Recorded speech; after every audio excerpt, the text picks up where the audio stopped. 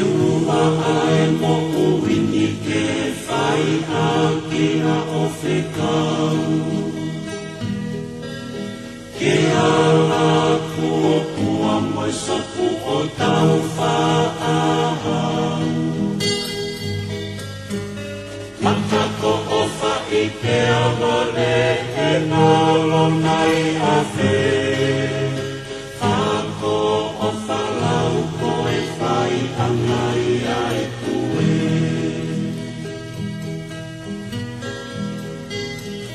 Hepi kai te uwhiu au ono sani mo ono miki.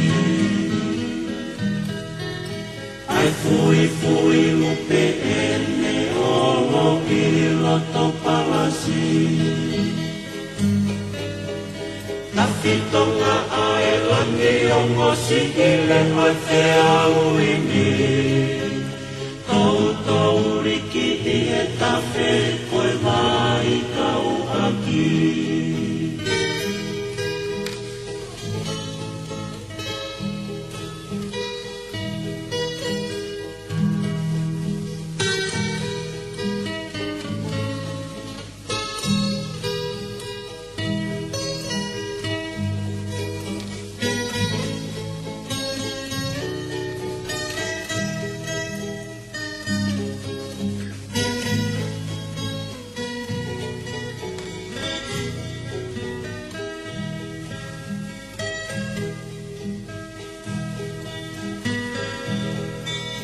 Palani ai mahu'inga e la ono whalalotoa. Ahono o tumana utaanga o e wholau maka. Oi whakama'u nga'ea o atau kei moe sola. Nangini ono e a whoki o ka mafoa e ata.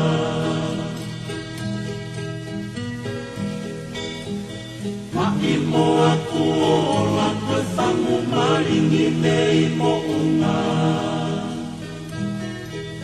Koe tākua ki aki ono kakai moe whonua.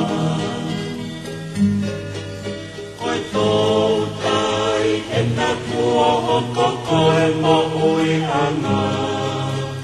Kame monu ai si i lau wale moe masima.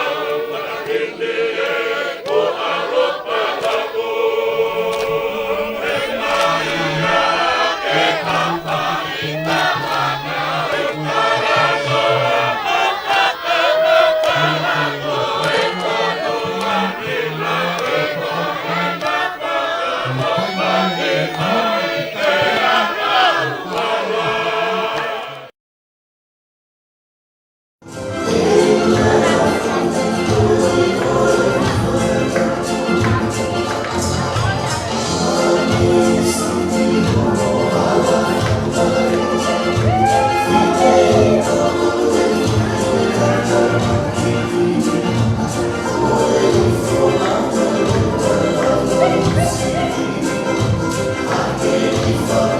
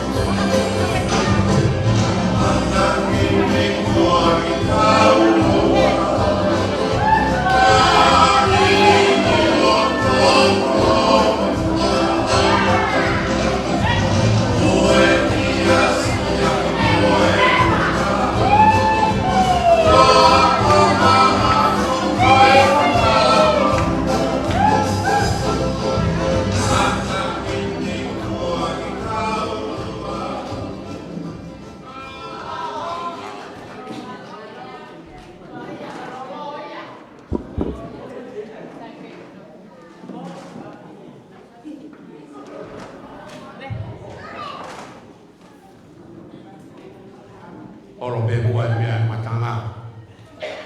Puke whainga maari e koe. Ke whakakato ai whaitongia o e PEA campaign o e fiafini. Tapu ke awhia e o tua mafi. I e holo faka'atamai tupou kolotolu puloka. Tapu atu ia moe puloka. Kai umae api ko havakatolo si. E foki kia le polo lausi. Whanau moe makapuna hou eiki. Tapu atu kia kau atoa. Kai umaha matapure. Tapu atu ki e tangatai ki whaifkau Simon whakahua. Kai umaha whaifkau se lavia me tui. Pea muha lotu. Tapu atu ki e tangatai whonua. Whewhinei whonua. O halau vave kai umaha tua tākilangi. Kau atoa kore whamore atu. Tupe mua ke hufanga atu e talamalu ka kato e whonua pia moe lotu. Kai atape ke whakakakato ai whatongia o e fiafini. Hange koe au mou mea i. Ko mou mea mai he fiafini ko e tau kau whakatahaia i he whakamooni. Ai tangata totonu ke tau whiri ai whiunga pia moe whare. TEVITA Puloka. Ka kou whakafofonga atu ai whakamaro me loto hounga ia. Ka kimua ke hoko atu ai ufatongiani te tau kamata ki pe ai tau lotu. Ko ia koe lotu kamata, kore kia whaifkau Simone whakahua, ke ne kātaki mai whai ai lotu kamata. Pea ko hiri ko ia, teu mai leva a elea tari o e polokalama o e fiafini, ko sales tūtoe. Pea ka lava ia e toki hoko atu leva a e polokalama i hono whakalau atu, malo au pito.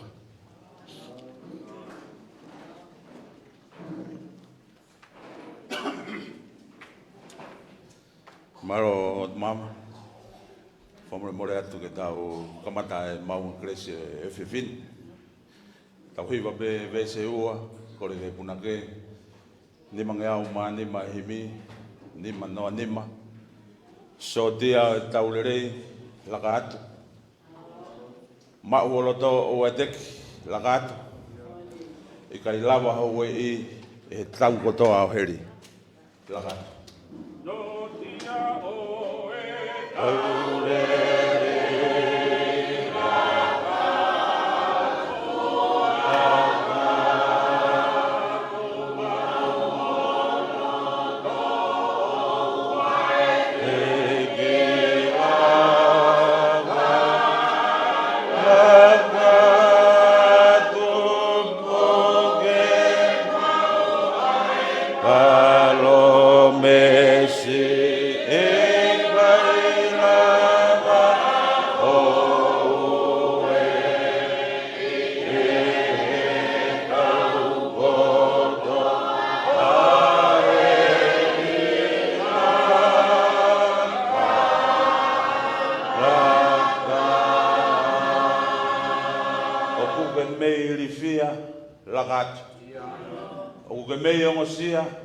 Lakatu.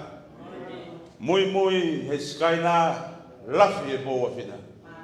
Koe angia i beia. Lakatu.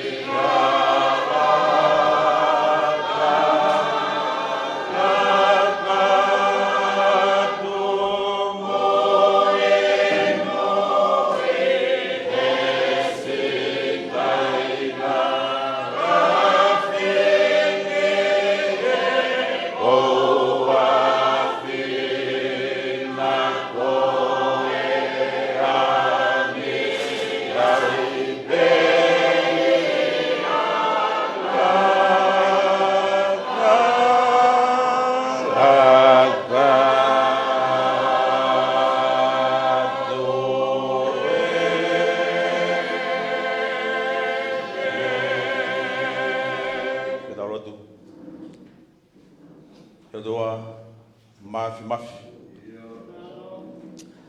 O mau whakawheta'i atu. Ko hui koe mau ma'u ha whanua. Koe whanua manuia. Talu ono lukutanga e whanua e kamatanga e boona. Pea ku wafu hia ai kresi koe ia. O wa'u mai i ngahi kua ngā o tuku pea whakaholoholo.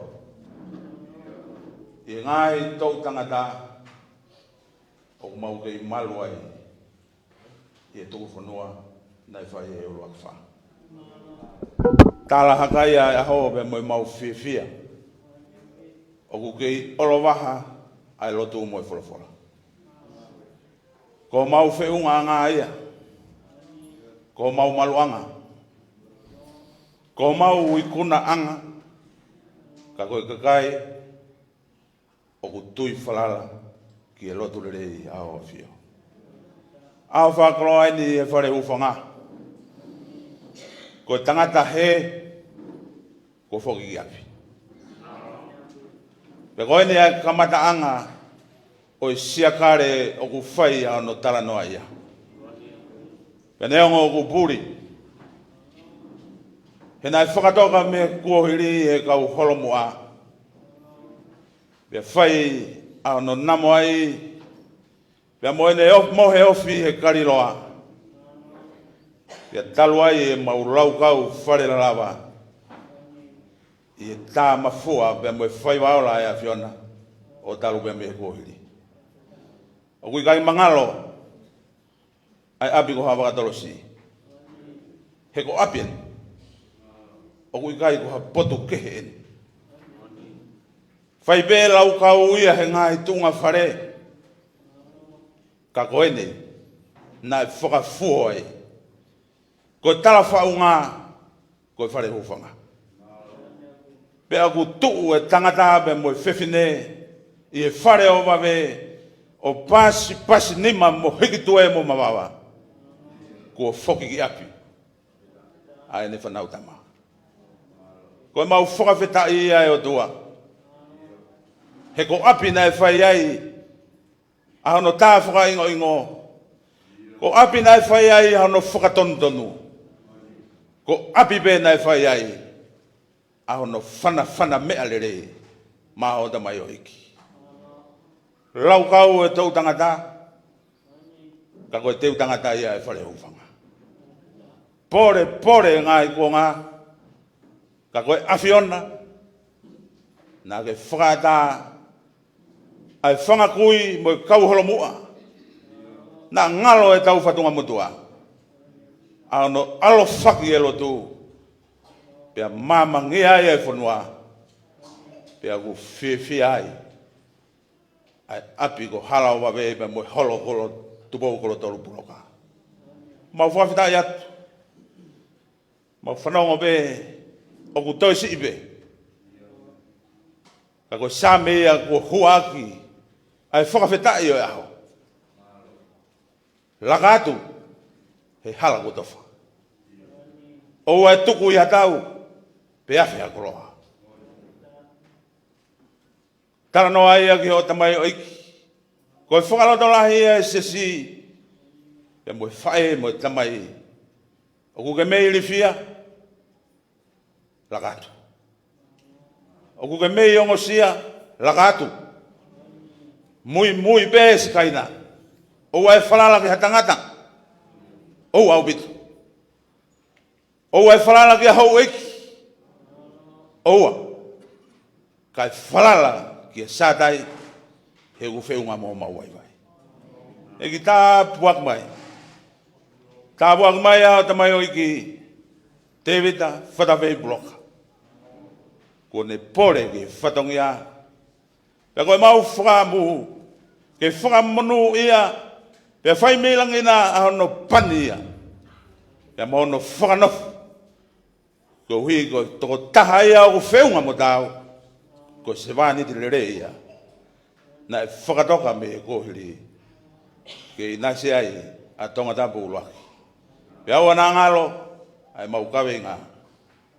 ke fika uluaki pea e fiona e mau mea kotoa be e ki tā wak mai ai lotu ai lea ai hiva ai ngā ua te mau whai e doa o whaanga ke ringi e whakatahane ai kres o mau eki ai hivi ngā ua mai pe tuku e mau kres me a fiona whai aki ai teu e whatangia pe mo e pore o whai aho doa pure lulu ke mua a fiona o whakamonu ia mau mea kotoa be are mai a tari a lotu haketu mau whakatu mau ngāi mo ui pe mo e whakatahangani tuku hiri o merino pe mau whai be mea u tāu mo e lotu lere ia o fio mau lotu mo kore toa ngāi marohin wafe tāu alo ko Sisu Christ na ni ako mai ko mau kalotu mau rea whakatahau be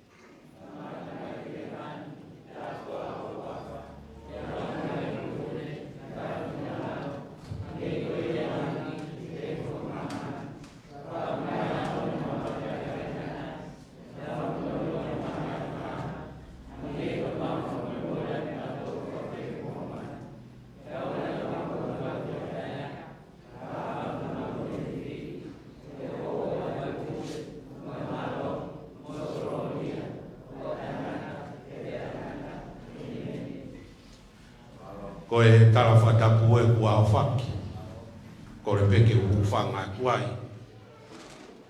ka u whawhawhonga PEA MOE. Ai whamaro ki tangata ik whaifkau, i lotu, PEA MOE kamataanga o e polokalama o e whewhini. Ko e hoko e tau polokalama, ko e lea taritari, hange koi aku osi whahohaaski mou tolu, ko e tangata ekia ko sares tu toe. Peka lava ko ia, ko le lewa ki he kau tā mea ke tu maha tau whasi. E osi ko ia e hoko ai e lea e ua. Whakamore pe te tau turi pe ki he taimi, ko elia a TEVITA alatin soatanga pea mo inaise hola pea osko ia pea e tau fasi pea lea ia paula havea pea mo heneli pureiku pea kalava peko ia pea e tau fasi pea hoko le vai ki mea koina e whafofonga ki a TEVITA Puloka pea kalava ko ia o watape ke whai ha mo rea talamonu ia ia whehui, pe ka alawa ko ia hoko atua e tau lia whakamalo, e whaia e se tuata lahi, whakalau maari o e siasi halawawe, ngahau wawi, pe awas ko ia e tok whai tau lotu tuku e whai whakau se lavia me tui. Ko ki polokalama ia e pōni, ka te tau hoko rewa ki e lea taritari malo apito. Padulu wat bago kalau ke mal ati tal fatap kakat wo seno faki kata be mo mutua tai lo hoin ke fahoka to ai rea talitari ki mo be a kamata rea talitari vi fahoka be mutuan ke vi ku fio I pangain kakai keke ya me ngahi fetu keke ko mutuan ngo mutuan ko salis malu tau fatu to tau ene tolongo ful maval e nofo I kolon ke kaua we kau mamahi e kolon na ku kau e ki tana ki tuunga e ap kona fualu he tau ua fe mataha ki wawa pena e ko fa e be mi fare vai ko tamai mi fas moya pena e eke mai he whaiwhekau bona ne whakau ko mahu'inga. Ko hae kolo e tohi ai o ingoa. O ingoa I pe ia, ko e wheitu ai pe tohi ai o halawa. Ko e uhinga kutu he whiawhini e kainga, ko e motuan na e whiri ke sea I he komiti whakakolo halawa. Tola he pite kakailele ia e kolon, ko e kuhuha ke pe ako tongi whatongia. I he whatongia mawhatukutuk. Pako uhinga e kutun. Mo mea I pe mo tolu ai uhinga pe mo mahu'inga o e whare huwhanga. O I kai te iai halao ia I loto. Koe lao koe whanua ku ngata pe ia tua matapa. Kotoa ngahi whai tutu uni loto. Koe ia pe hao ki loto. Koe ai hono koe hawa ngā kui ai. Wakai ke pena koe no ku tuku koe tangata he. Welcome back tangata he TEVITA Puloka ATAUTOLU. Ya koe winga ia ku tu he whiawhini. Ke whawhonga to ku mea heni ia moe puloka. Koe hoa ike sesi. O gihene a kau atoa mo mama whanua motu. O gihene se toa talahi, kau mai, kau malanga, kau akonaki. O gihene whanau, oi wharehu whanga. Ke whia ke whakakau ai pe, pia moe kai, nga pia me tua tākilangi. Unau ihene ke taritari koe TEVITA Puloka ATAUTOLU. Iho o angarirei, kai whakaosi mai aho kempeini. Ke wharehu whanga. Mumea i pe kāinga koe rea whaingata o e whiawhini. Koe wi koe ku whatongia i e pureanga. O e whatau pia mohono lao. Ka koe e kutuu koe wi koe se au. O e kosiri o whakakolo halau awe. Pea i kairi aki hoku whatongia. Hoku whatongia whakatalu-talu i wharehu whanga. Koe tauki hataha. O kuafe mai. E koe winga ia ka moe tuunga e kutu e whiawhini. Ke taritari ai ki motua koeni. O i koloni kuafe mai. Koe asa pe reane ki manat meri e pe ai motuan. Koe kuafe maanona ku ngawe i nuatuptaku. Whaya koe e skulu. Pea hau ke tutuku o ai kukino. Koe mamaheni anga ia moe takotahan, mamaheni beki mua, ai tika ke fufefe. Pe au tātou ki ai o hau o matalanoa, o talangi ai. Tāu ke pangke, ke ate se niti koe nona ni mamano tahafi. Tika hamape he taimi koe ia. Alpe ko ai kotoa mape, mo mea kotoa pe he ilo koe pe koe hai mea lawa ai ai. Ai he ni mamana tahafi. Ko awi tu foki au, i tari maku whamiri pia mo ngā ue pia me niu. Pai koe mamea pau talanga reo. Nei heni ke mo ue ku vai. Ko sio ke toi ngano, futo e si au piti. Pau talanga reo. Ma te whataha hoko kutanga. Hei, au ange ke te whemai ki tokona. E lawa o maha ki se niti. Ke hua ka ki koloa, ke walo ki whare koloa he ke tauki mai ke tu mai. Ka mai tangatani ai ni maafi. Pe hua e koloa. Ngalo i au toi konteina na tahafi o nongi au. Toi tu wat. Toi mai te evita tahafi o nongi au. Na langa ko wharea e whamano, whaafi whangi au. Pe he toko lahi kena e ua kilu tupu ke 3 kilu na langa ke whare. Langa pe whamana whaafamia. Pako maariana pehan. Te ualki niua. Hei kai peke tama iau eke pe koe hai tūma koe ai ngā ue. Te whai pe ngā ue koe hāwale rei taha. E tuku mai e kuwhanalani ati koe. Ia whoki mai e tau koko. Koa nai hau pia moe whanau spoti me niua. Uraki mau ai koula e ua koe niua. Fia koe ikuna kua lava kakato e whae. Ki tala noa whakaospe ke whaia kia taritari lelei ki mo tolu ka inga. O muanga lelei ka mo mea mai ki whare hufaka. Ai teo ke whai kalapu ai ki leka pen. Te ko mau holoni pehe toko la. Koe tau nofo whakakolo mo tua koe siti en alama men. Pehe toko la ko Amerika en. He koe kalapu ia moni te kulelu flight. Moni te kulelu flight. Hangi ne ko Amerika. Pako winga na urea pehe ai koe ka mata. Koe whare hufanga ai niau ke no talaona. Koe jaha tahai whakatare. Ke hawe reka mi wawau tahaono. Ke whai Nepal. Kau tohi atu ke masin. Ei, koe mahu'inga ia. Ulahi o musia holo he kempeini. Tupe koe pulu koe ni ka mautolu. O te ke hau koe kiai. Koe wihe ku wawau tahaono. Tatalmahi ang tangatana. O te keo iau. Keo dia ke ko whai a koe.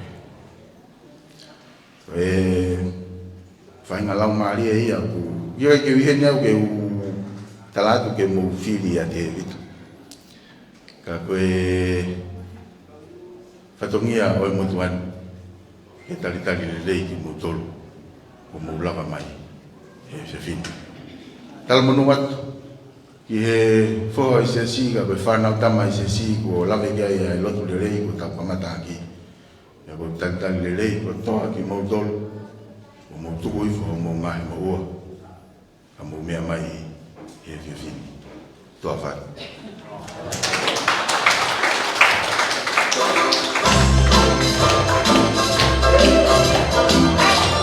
Pamaro kia sales tutoe ye fai o e rea tari kahili pe ai fasko ini e tau pokoreva ke a TEVITA alatini so tanga kai uma inai se hola malo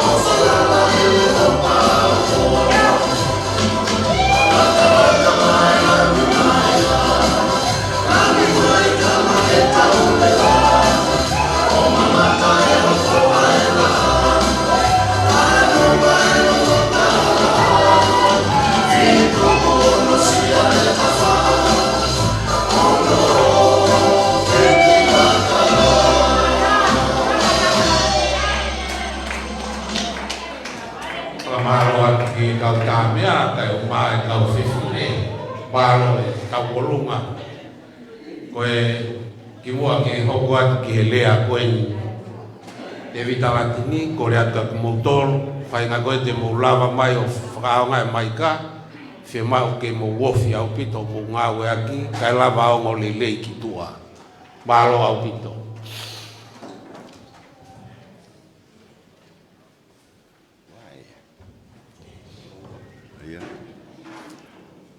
ko whakapapalai ke a fia lau maari mao ni oni i o tau hau ngā i he fia fini. Pau kore ke u whakapapatu ke hau iki kolomotua kau maha kawatoa moha matapure. Whakapapalai ke kau takilotu kotoa pe o kolomotua ku tau kau whakataha heni. Pako kore ke whanga pe mua e whakatapu ko si awhaki ka e whai a e whahofonga o e whatongia o e whiawhini. Ko lere mai e fia fini nei kai te ulawe i au whai halea. Tau whakahoko mai pē ke wākua whafufonga ai kau tangata eiki tau reka o hala wawe mo tua tākilangi. Pakou tū ko koloa ia i he fia fini he ni maake ai ki motua ko au ko lere mai me uiha whae ki holo peka. Ka talo ki tō taheni he fitu walu. Pe au ke walu noa ko ririu ko tangata kolo motua. Panaku hoko ai ko e sea i he poloka fika o no he taula. Pe toki whetongi au he tau o si e tō tāna e mua kilea. Nā whapoponga koki he sea tua talahi o ki siasia hala o wawe i he ngahi tau. Pa kou koloa ia he fia fini. Ko e ome ai whatongia koni kia te au neongo ku kai ke ukau au he tau rekere ka. Ko tau fitu mo furu maa whai. Pea kou malo pe ko whakapapalahi ke kau tau rekere ka. O hala wawe kau mātua tākilangi pea pēki roto kolokotua. Kau atu kua haki manatu merie ke tahe ni ko tupo kolotoro. Nā kulawei pe he kulere mai o ufohutua hei he walu o fulu. Moe ave ki whamiri e tupo kolotoro ke mau kalasi misinare. O ulawei iei e whanauni Panai hange pe hafae ki o ki whamiri. Nā walu kita ne o nau ngāu e pure hanga na e ku ki maka. Ko e ku whoke mai ko matai ka lere taha na e whikau e whanau ke nau lere o ave ka tupo kolotoro. He na e taure ke reka pana e ko e le ilo ne whaipe mea mea pe ku who'ou. Pana e homo ki whamiri o tau he taini ko tupo kolotoro o au pe ke ne pe kia. Pea kou maheni ai mo ki whanau ni. Pana e homo e walua na e toa e a whako ai sake. Pea ano ai a halawame. Mea i pe sop. Ke lere holo e tahine. Whenga ke whetuku tuku halawame. Ke nofo i hapa torosi. Pea mau si o ai i hele o wha o mau nofo ai. Kai o ua ke mātu ai fu elia kono halawame. Na tawa he ngāwe he office fonua. Pena aku kontua i a nuku alofan katoa. O kai ke aha mea tahe puri e te au. Ai anga e nofo a halawame. Na e hange na e pilohi a sire molo. Mo mea i pe. Ka tope uha ano halawame. Pakou fia lahi. E ku lave hoku ki whamiri ko ku manatu meri e pe. Ko lave he ngahi koloa. Ku whaki mai e taini ko tupou kolotolu i whanere atu e whanau. Ko mamai he tua i puaka ko e o mei palasi. Paku fia i whanau. Ko tano meri e ke ki whanau ni ai tupu ake. I ki whamiri o tupou kolotolu. Mone o whai a halawame. O kou manatu ki e rea ho mau potu i holo peka kolo i whae. Ko kata peka ke ulame ki uiha ko kolo i tamai. Te ulame peki holo peka ko kolo i whae. O kwa e hingo ai na e tu whakaholo mai he whae tangata. Ko ofa he ponua ku more. Ofa he ponua ku more. TEVITA Puloka. malo o he fonua. Puke ai fonua. Puke ai tui. Puke haueki. Puke kakai. Pia puke mono kere. Ko kure aia whikawaki mo e whakamamafa e kau gereka kolo kotoa. Ke malu pe o tau hau. Nā tau wheo o whani pe mei mua. Hei kai pe kia hatai mea te tau sai iai he whai hala. I kai. Hei kai pe kia hatai mea te tau sai iai he whesiu whaki. More ke mama. Ka kou manatu pe o mea ange TEVITA Puloka whare.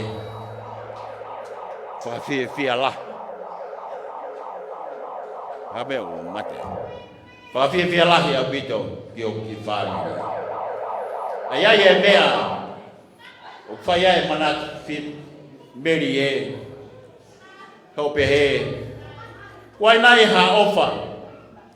Kia whaamiri o tigai ke uwhai.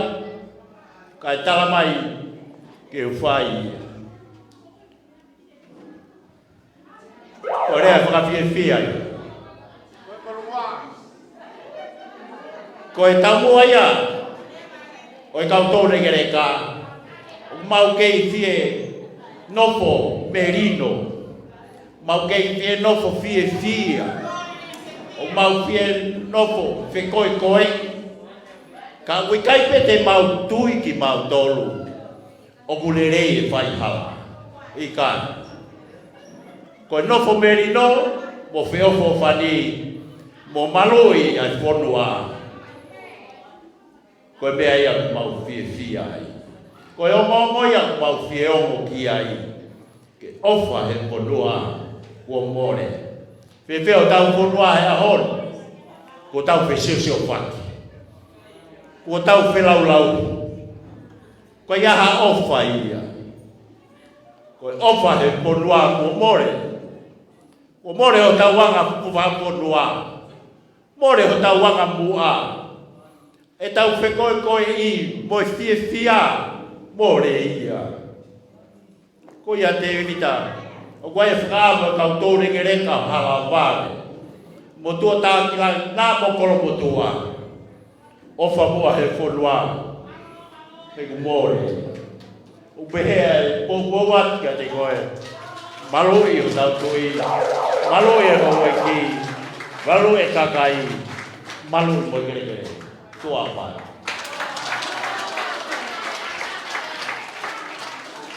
Ko maroat kia TEVITA Latin, ye whai o elia, ko reat kia ina se hola ke kātaku mua hoko mai, ko reat ke ki whangato whawhine ko nā buwanga rei, ki whakaapa ianga e tau nofo. Ki tō uifo longo a kai whai e mea koe ni. Mahalo au bitu.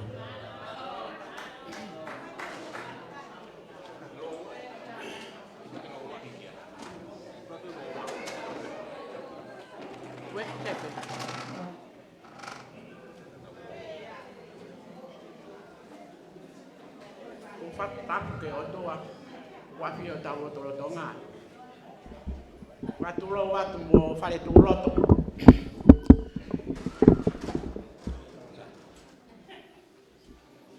Pea e whakatulou ka wātoa.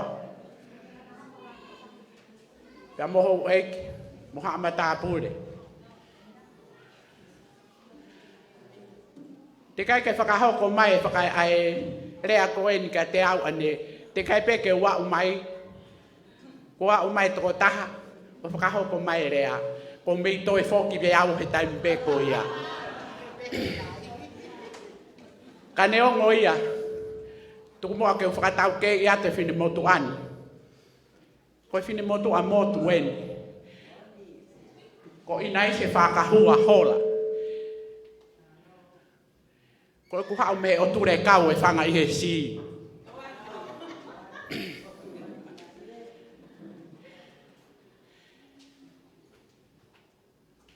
Pea ko whakawheta eke he eke. He kukau he whakataha eke o e whiawhi koeni. Ko e pou ka TEVITA Puloka, ko uhi ko ne pole taki ko fai ma ki ATAUTOLU kolo motu.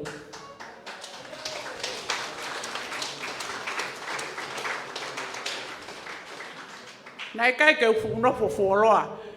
Ko fitu tolu ne wa wai ki heni. Ka ki mu ai na ku heni he ono taha ko ku ngau he potu ngai mo ui.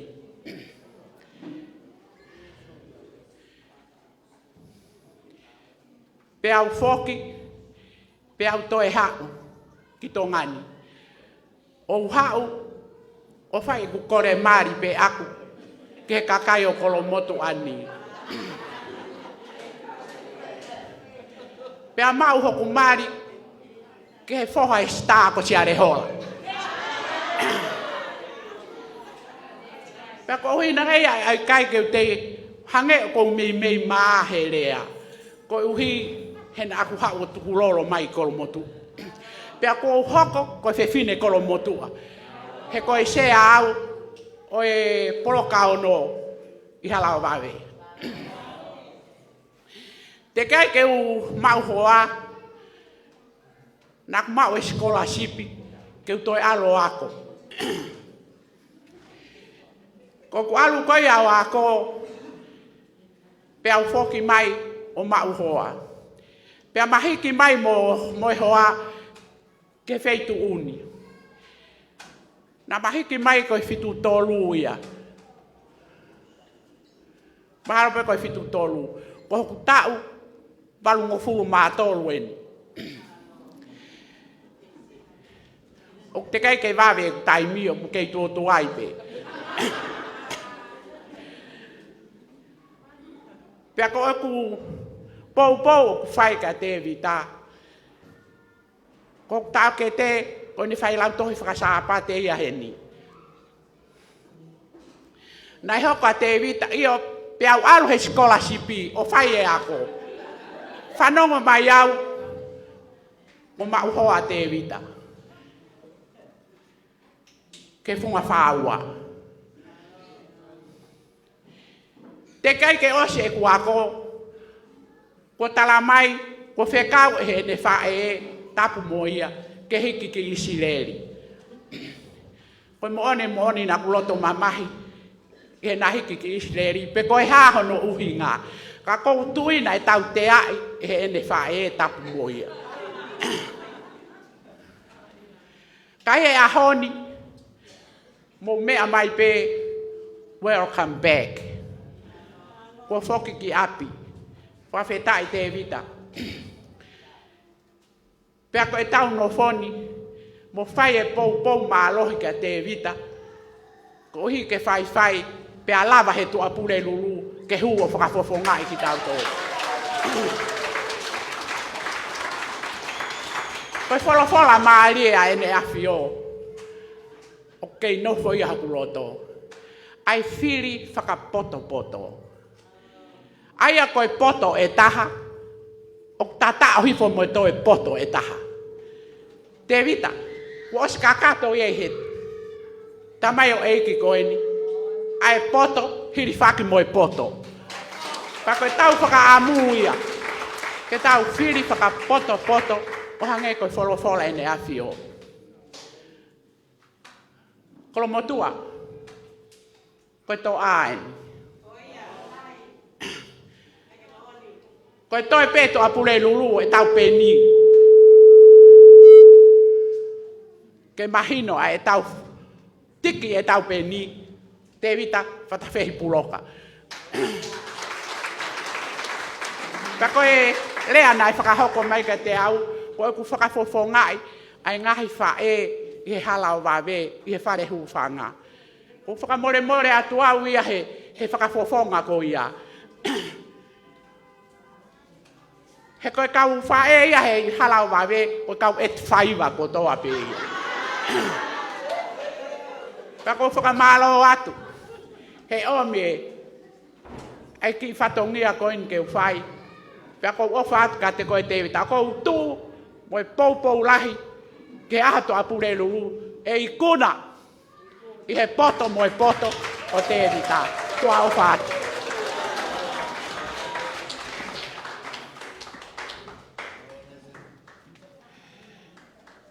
whakamahalo au pito ka inai se hola, i whai ai lea whafonga e kau whae kore atu ke tā mea ke tu mai pe mua tau whasi.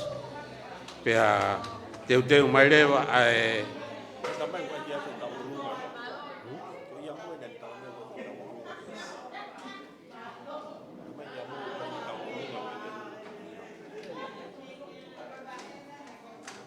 o bia ia e tau lunga kono taimi e kore whamore atu o mau pe pea kātaki mai ko i ki whakawaha mapa pe o e polokalama o e fiafini pea ka hiri a e tau o lunga ko ia e teu mai lewa a e tangata iki koini ko Paula Havea pea mo e se tuata o tuata ki langi hene li pureiku ke na whai a lea o whafofonga i mai ai ka inga pe me tua taki langi malo au pito ta be tau fasi kai teu e kau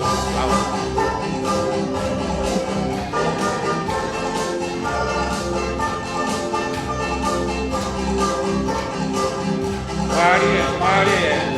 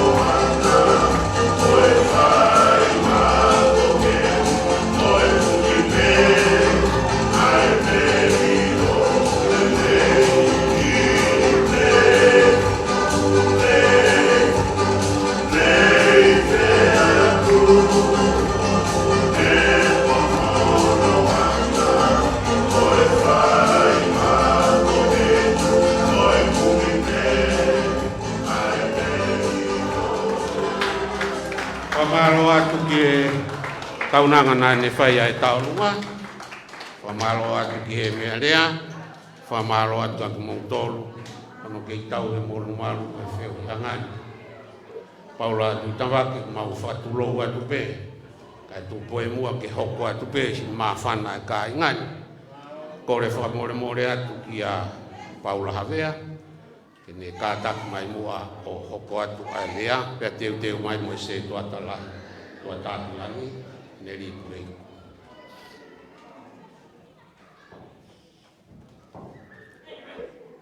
Kore peke u hufanga te ngai whakatapo ko a whaki e kamatanga o e kātoangan.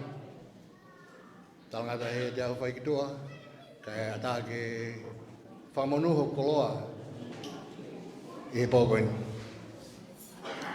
Kau tu kau tolak yang betul mau ilo pe pingwa. Kau ke mau mau pete mau mea hau tupu'anga. Ki talano no pe ki ai kau ki mutu hapa ya nia. Pe aku tu vava'u. Kau ngamai pe ki kau mutu au pau toki hau no karena aku tupu'a kau hapa.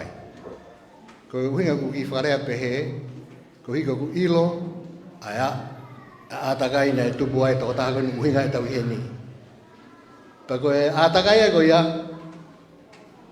ko atakai be na na loto pe ki na tolo ka matanga tu pa pe au ye nei ko bana a me mo heu i hapai ko tanga dai ki na FOUNGA ya mo ko nga api to ko mai le rea mo family ko ni ko ka ore ka ko ni no to ki tu puna to ki mui ka ko kolo tolo ka fo ka to fana fefine a ki mano pangai pe mo vuna na mau mahen pe mato kamatanga kagu ki falave adu pe ke mahino e ku ilo e atakai ko ni e ko tota hai ni na tu puloto PEA pe aku ofa PEA ke o to ago tu ko e me o ton ke mahino ke kita tol ai foi konga ko ya ko hi ko tau mantu ko e fola ai tama tu ke tau fili fa poto ko tau fili fa poto ke tau fili ale reita Pako tu ilahi pe mahino pe ke moto dai ko ki fatongia ko ni na tang se tu ada ko Tonga i kolo au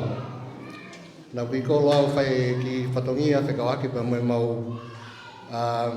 Zoom conference pe mo World Athletics o fai he poni e heng au he taha ko mena i kolo ai wi ki wo si na ma ki fra fe ki he fataha ko ni ko i tu ata kilang ai fafonga lo Tonga Akilisi Pohiva.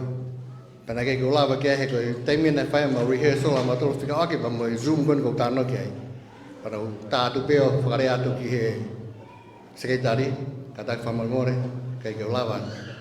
Ka ko na fai ngamarie na ke lava peo ke rea ai. Ke ko ke fai ngata ka ke rea. Ka fa historian te ke rea au I ha me pe ni campaign fika aki pa mo fili fare area. Ko fo taimini ke te au ke tu ai fai area pe he Pako loto lahi pe au, pako loto lahi pe ke fai harea. Ko hui ko me ko tui ke ai. Pako te kai ko ke lele mai he fia fini ke ma lava mai me se tuata. Pe mai HOA ka ma ki fin mo to lahi to ta ha mai fin mo to fini. Mana tui ko ti PULOKA ATAUTOLU ke alo popoi. Pako me Kaya kita ato pe te fili I ti PULOKA ATAUTOLU. Ka te talano pe te mu ilo pe bu hai te fili ai. I hanga talano.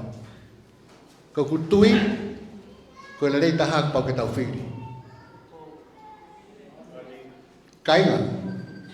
Ko te fola ko ni atu po ono ke tautolu. Ko tautolu ko ni hene pare ni poni. Fa amwe ke tau fili ale rei taha. Fili fa pot.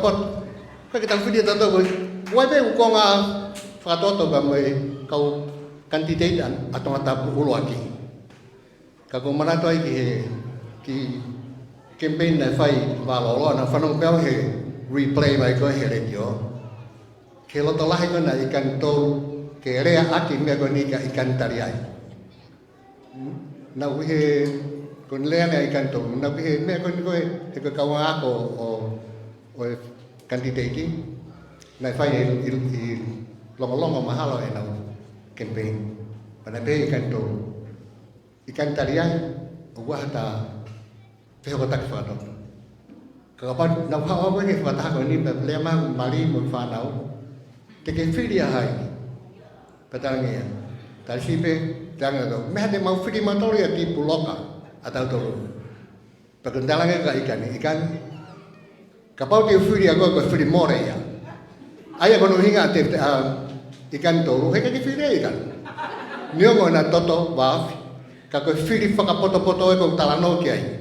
E fili abi ikan tolu ya i hele taha. Ke ave ki fare ale ko tau faka amu ya ke tau ave ale taha.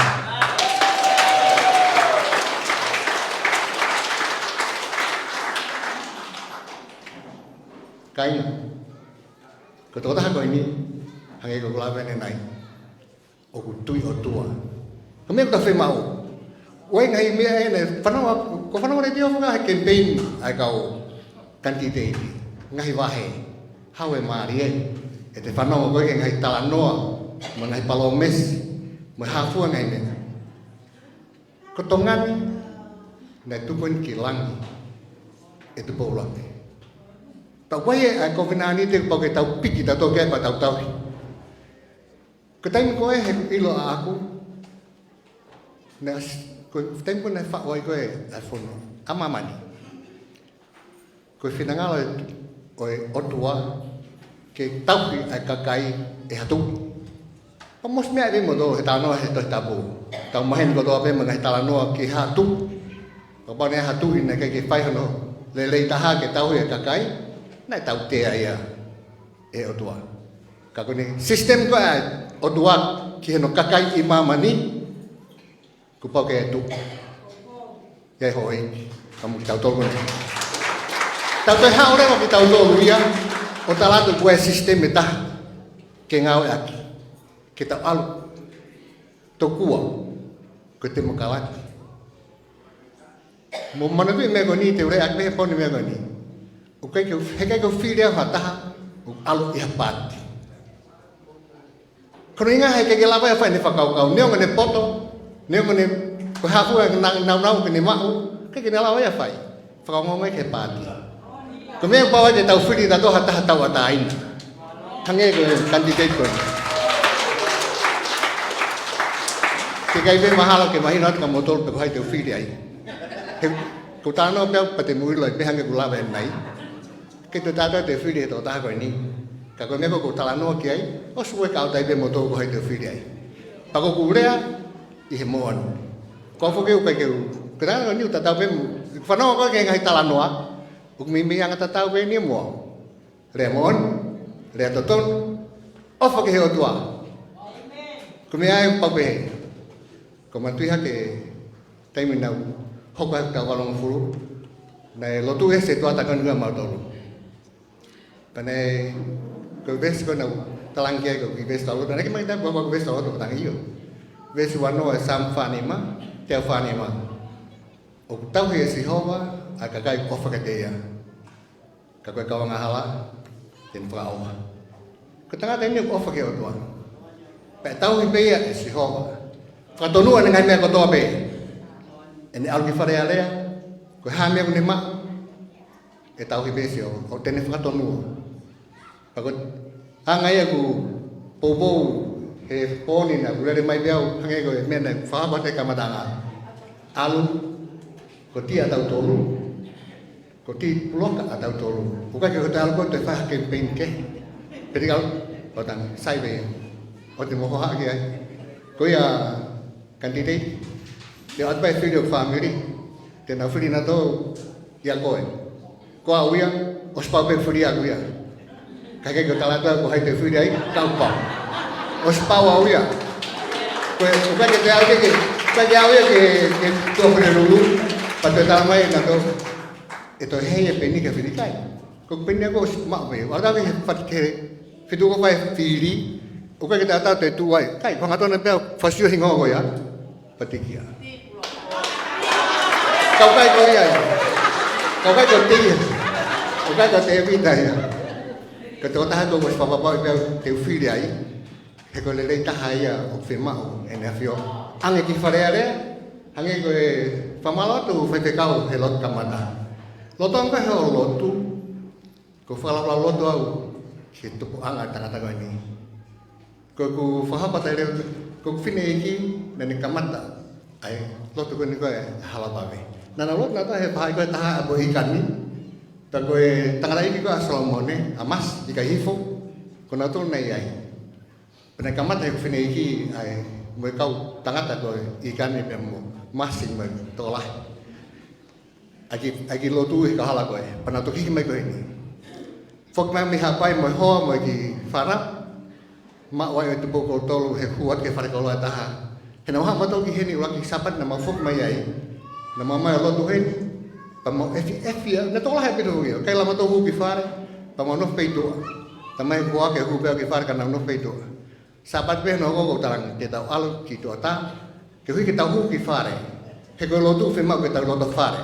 ko ke tai tu pa ko hinga ko hiki ako ke ko hinga ko ita ta hen kai ko hinga ke saya ke al lo to fare he ko lo tu fai lo to fare ka mo hiki rewa ki he ma o ai tu ko to lo ba tu fare kolo me ma e ko to ha me ko ha fa e fo tu fo alu ko ki he ko ki fe huat le fa ma more ta hine ko sisu ko i he ko sisu pe ko he ta lo pe mari ai fe fine tak moya ka ku pe na ma wa fe ma to family ko ni i ha bai ka mai ki tongan fia fa te ka ma lo pe to lo le ko tu i ka mana hospital lo fe te ka u pa ta ma tu o si te unga ia he lo te fe te ka u ia ba ku ta ri lo te o tua ko lo te fa fe ka u ka ta paham le tau te fai ko sta lo pe o tua ia e tau lotu, mo tau whakaamu, mo tau loto, mo tau tahte tau whiri ai.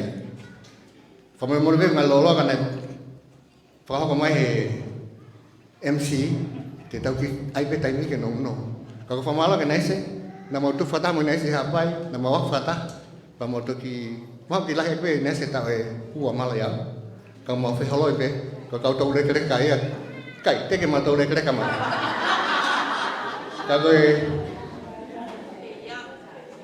kau kolo motua tang taku ulaki to ta halabave lo to motua pe ko hai to ton fo ke ta far matui ki me fa spend ba to ki tuang e mai o fiema'u ia ke ta hange pe ta to ha foi family ta ta uno fo fan nei sileri ta kai mai to ngata e apa lo to kolo motua va lo lo a mai heni kame ta to ke ai ko foi family ta to ta e fiema'u ia ke tau hoko ke family ta ka lava ke tau teke a fonua o whakafoki pe ia ke mea na tau maheni ki ai te vreva whahoa o whalahea Pamalo heni ki a Paula Havea e whai o elia mo whamore more pe o ku iai e ki whalelei mai e tau polokalama ka hiri pe ni e hoko atu ai se tuata mi tuata akilangi ne ri pureiku pe kalava ko ia e hoko mai pe mo leven aha pe kalava ia e hoko leva ki he ta e tau fasi pe hoko leva ai TEVITA puloka ke ne fai ai talanoa felave i pe mo ne pore i e kaveingan ko e lea whakamalo whakamore pe ai tangata i se tuata lahi ko e nuku o whai e whakarelei mai o kuhene a toke tāwri puloka, ko ia tene whai e tau rea whakamalo whafufonga i a e whamiri. Malo o wita.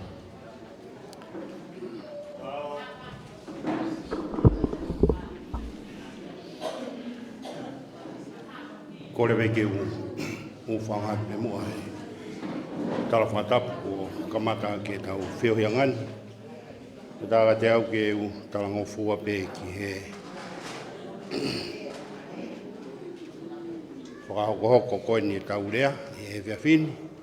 I mui ke hoko a te gurea e hu mai ki kau hiwa koe ni. Ki aiha tau ki foi hiwa, pia toki hoko atu e tau rea.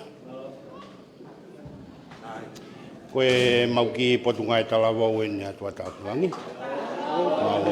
Pampe ke mau whai atu pe ki foi hiwa koen, pange pea ki tala monu pe. Koe uhi koe teu koe ni u tau whai.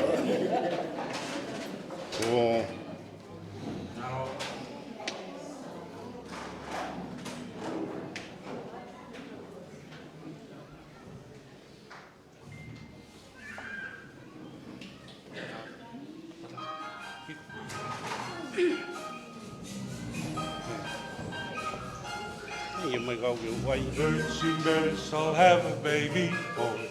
A Virgin Mary shall have a baby boy. A Virgin Mary shall have a baby boy, and his name shall be called Jesus. Jesus. For unto us a child is born. For unto us a child is born.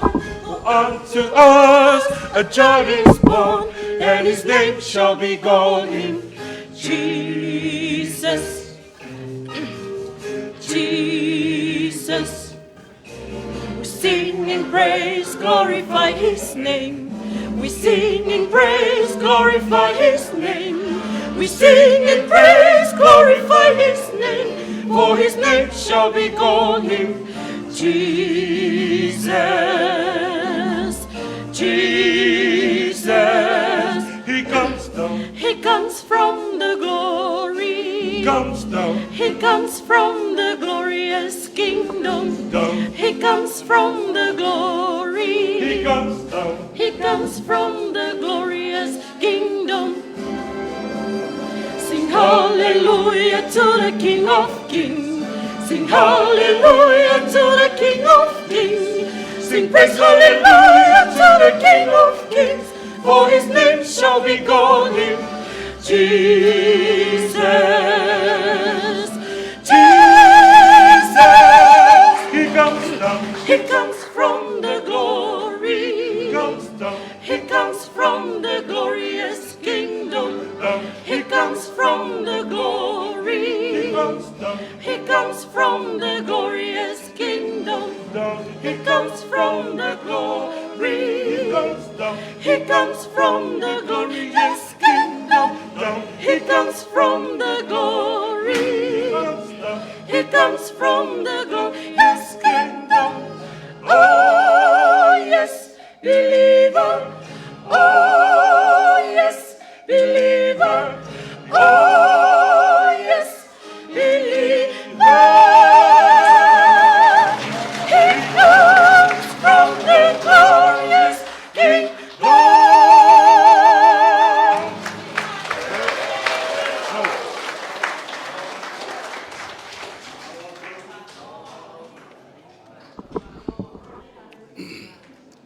Malo ke ki kau hiwa koe.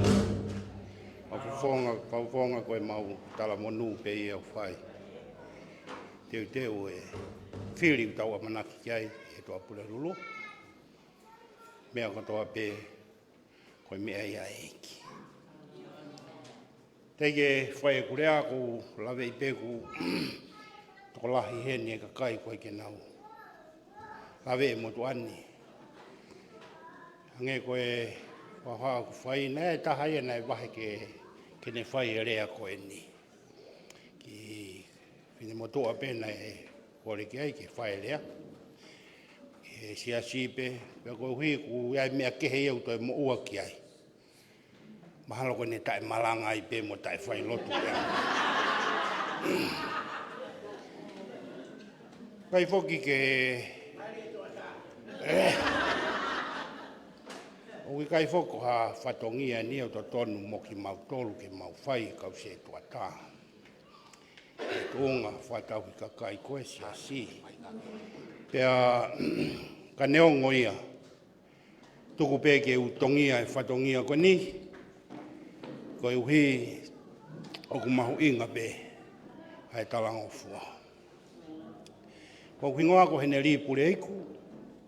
Koe ku tangata iki mei wātuu. Pea koe ku whine iki. Pa mei ha ano. Pea more i mātua.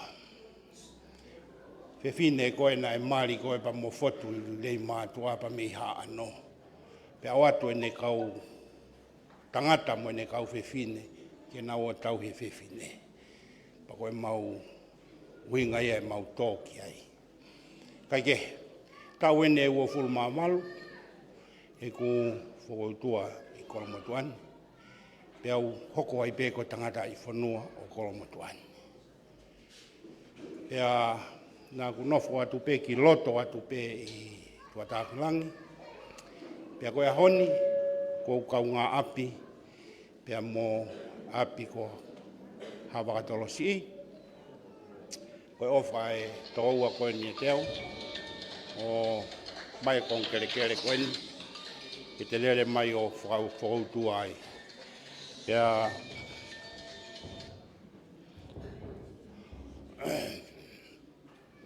koe hui ngai ai ku lele mai he fiafini. Koe nakeki umaheni au moe PEA MOE whafofonga mo TEVITA PULOKA. Maheni ang iau mo siare, he utoki hiki mai o nofo i kaunga api. Koe maheni mo siare, nai foke maki feinga ke ma campaign whare area. Pena kai ki ola lelei, mafu maheni ang iai. Koe nei sea he mauki komiti whakolo, pako au nei tokoni ki ai. Pea upe ki siene pekia, pea koko atu ai pe ai whatongia koe e mauki poloka. Kaike, oku hongo maupe ki e motuani, whaafeange a siale atango poloka e huki api. Mafu waofi au pito. E maheni pe ilo lelei a ene mo'ui amone neongo koe ho eiki kana kai ke lau e siare ia koe ho eiki ia na whaingo fua pe mawhiohi pe moi ngā ue nei whai ho mauki poloka pe neongo na kai ke ola lelei e vahenga koe ia koe mea tatau pe hoko koe ni ia taimi pena e wha na awhea ngai a TEVITA kia puki api ko manatu ki e whātoutou ahia e siare hoki. Pea langai e ko manatu taimi na mau tūtūnia he siasi ke mau o langa e whanki i whare maniri. Pero ki whare kotua tāki langi nei tuupehe whare o Israeli nei tō mai he. Pa koe uhi foki, koe taki tahalanga ki pe ai paanga ofa, ai siasi, ai whare taki taha. Pe aula ki kamata e mau whare, lere e mau whare, uki he teu koe ke lakusa, koe toki kamata ai whare koe ha Israeli. Lere ake pe whare a Israeli au laki osi o mau whare. Koe whoirea koe ni koe ti puloka ATAUTOLU. Iai ki tōnu nou ia o mau whare. Kore atu pege whare o Israeli.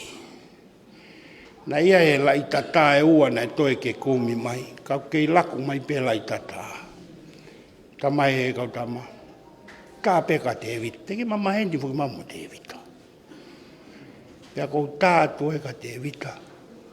Tama e TEVITA. Kai atu peke kau tama pe koe hae hana kiaha mea e tana. Iyo, koe tu tama i kui ai. Kaike. Kaike to e hoko atu koe e tō nou koe maulanga whare. Kaike to e poakia. O guo atu pe ia to o mai. Koe uhi, ta koe hingoa ia koe ni na e laki whakotu upe ia pa mei mua. Mō pe motolo to o mai he ko ti puloka ia ATAUTOLU.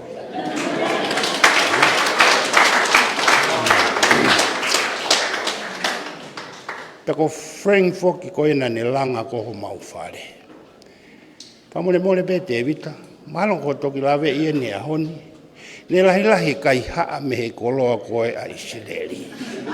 Ke whakalava ki ho mau whare.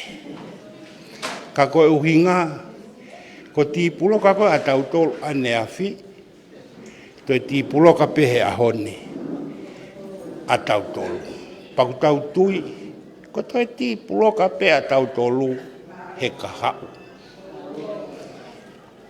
O ko ngoi mau pe, hai kutuu, ke whai a rea koe. Kong whatongia foki he. Koe aluange koe kau whafofonga ki he. Kua kou tali rei ki nau tonu. Te ria nā pehe ha tahai he kau whafofonga. Sang, ko aluia rea ia ti puloka. Kai toi fe. O tau pou pe tau tolu ki taha kotoa pe. Aki mau tolu koni ke kau taki siasi. Neongo o ai ai mau mea mau tui whafoi tui ki ai. Tevita, koe tala monu e whai hei mau ki whanau ka koe. Pa moe mau amanaki. Ke tau mau haola o whawhiewhia. Koe a koe ai o whalahi atu ka koe Tevita. I whenga o whai, a pehe whoki. Kia teki mou tolu kotoa pehe kau pou. Ko TEVITA PULOKA ni ATAUTOLU. Leva malanga kau taua. O malo ni se tuata pe mi tuata langi, kai uma e kau hiwa TUKUHAU TAAU. Te tau hoko rewa ia taimini ki elia koeni a lewe ni ahau.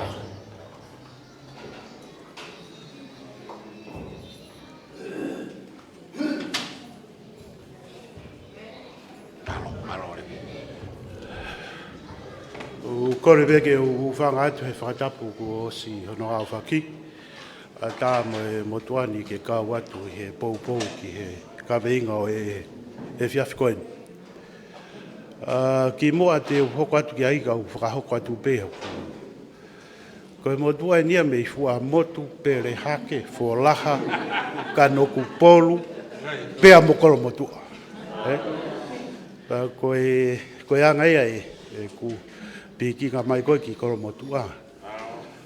Koe whae o e ku whae, whewhine ko sio sana vaia po uri vaia, koe tamaia a sāres po uri, mo sālote mawhileo, o e api ko tua tala tau, i he talalo e sia ko veiongo. Koe api utaini e tua tala tau, a tua kataki langi, ma koe he ahoni u tala koe, tua taki langi. Koe api utaia, koe api utaia, koe api koko tua tala tau.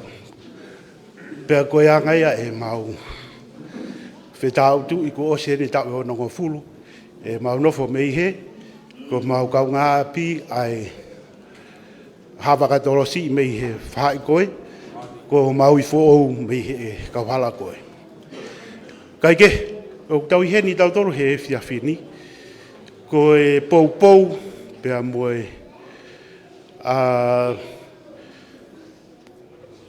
tokoni ki he ukau ngā whanonga koeni, ko TEVITA whoki ukai ko e ukau ngā api pe, ka ukau ngā ue, he tau lahi. Ne ma ngā ue, mo whai whatongia, he potu ngā ue pureanga aia na e iloa ko e mou, talueni mei he mau kei api ngā ue i he api koia ko siaine. Pea mau hiki mai mei ai ki he wāloaloa, ngahi tau si mei ai. Pea hiki rewa TEVITA mei ai o whai ai ngā ue whakalakalaka koen i he private sector ke ne whai ngā ue ki he tawhaaki koen e langa. Aia pa koe hoiki mo e kāinga, koe tau lahi ma whenga au aki koe ia. Tau kai ko TEVITA pētna e lahi be mo mau whaki kau ngā au e na mau whanonga mai. Ko tō tau atu e ka aseni ihi pa ko mau kei toe mai pē. Moni lau koe me aku awe pere reika toe pē veuri kutu. Pa koe winga koe iheni he whiawhini. Koe ku whia lawe bea kuia e hoiki mo e kāinga. Ai pui tu a koe o TEVITA o ku masiva ai whare area o Tonga. Koe tainimi koe area i koe e tau ngahi mea alalahi koe i he whonua. O ku whai ia he kau loea, kau whai iako, koe kau whai whekau, kau atu ki ai moe, kau akaunteni, moe hāfua. Ka ku mau iloi ka inga koe patseti lahi taha e whonua, he ahoni. O ku whakamore ia he langa whakalakalaka. Koe tanu e hala, koe ngahi wafu, koe ngahi o whare maha ki, koe unga awe la lahi kotoa ia o vai he pesete nima ngō fulu, ono ngō fulu, o patseti ai pule a ngā ui he tawhaaki koe ni. Pea mō utangi ki ai, o kuarea i e tau umea kātoa koe ia, he kakai ia o koe ki iai hanau whakaatata, whakateki ni kāre ke ngahi mea o hoko. Pea tūnga e poupou koe ki he toko ua koe ni, he pou o si au he ngahi mea lahi, hoko he whonua. A o mai ki he ahoni, o ku taki he i ki tau tolu ia, pe a o nau mimio pe nau tolu e ngahi Tomu'a, ke mau sia e nau ngahi fiema'u. Ka si whaka ofa he, e ka kai e whonua. Ka wai tonga tapu uraki. Ko ia e ka inga koe poupou pe a kuia, pe a koe mahane tu o ua pe maki tala noa mo TEVITA ngahi tau mai pe ki mua, rā mai pe ki he tauni, o kuma mo whakaamu noa ange pe. E whai pa e lava tō ke whahai koe, ke lava hulu mai ha māma, ki he tohenga o e kaumea koe ni kuna whanga tipeiti e tau paanga. Koe mea lahi mō marku mō whanong kotoa pehe tānu hala. Whakalaka atu me feitu, ki he feitu, tānu whakalelei atu e feitu, tānu whakatamulu atu e feitu e ni. O ku fiema'u ha taha tau a tahaina, huki loto mo e loto nganga'ehu, mo e loto ofa mo oni ke kakai. Ko tui koe tawhaaki whakawhamiri koe, a TEVITA keke uto e lawe au ki ai, koe mea mahino ia. Ka kui he ne tawhaaki koe he iai hono ki ka inga lotu. Koe poupou pe aku tawhaaki whakaenga'ehu. O kou tui koe mea alahi eni ki he whonua ka whai ange, was mahino pe ia, e au ki ai, o fiema'u ki whakatonu, ai ngahi Tomu'a nganga'ehu mo whakapapau i ua usia ngahi Tomu'a ko ia, o i kai ke mimio ki ngahi fiema'u whakaahu, ai hou eiki mo e ka inga una warea i a e tau paanga whonua koe ni e patseti, po ke estimeti whakaahu. Ka ko atu pe tala monu aku a TEVITA. He ko wasi ilo whakapapau e au, ko tu koe ni e hu a TEVITA ia ki whare. Pea ke mou poupou ka kato mai, o whakapapau ia i he ahau hiri a bongpongi, o tau katoanga ku tau honga whakakato, ai mea koe ni ko si tokanga atu ki ai. Ka ko ia e TEVITA ko tala monu atu, ki te koe, te toenga whamiri he amanaki koe ni ke whae whiri koe ni, pia moe hoko atu. Kau mau tala manuru atu ki he wheituuna, pia moe ofa mau ha whiri relei, pia ki tau whia katoa ai, pia hoko ke langa hake akia, a tonga tapu uraki, kolomotua, pia pehe foki tonga katoa. Rewa maranga kau tau atu. Kamaroen ki a lewe aho, ke whai ai whamatala mahino, e koe mala e tatau o kuna i ai. Pea koe mea iau fiema'u he pureanga hakakai, ke nau whai ai tau ngāue. Koe ia e taimini, kau tā mea, tuku mā tau whasi. Pea ka hiri koe ia, te tau hokorewa, ke tumutumu o e wheo hiangani, koe whakawhi a ti puloka koe ni ATAUTOLU, ke whai a ene whakamatala, whelawe i PEA MOE ne Tomu'a ngāue, mālo au pito.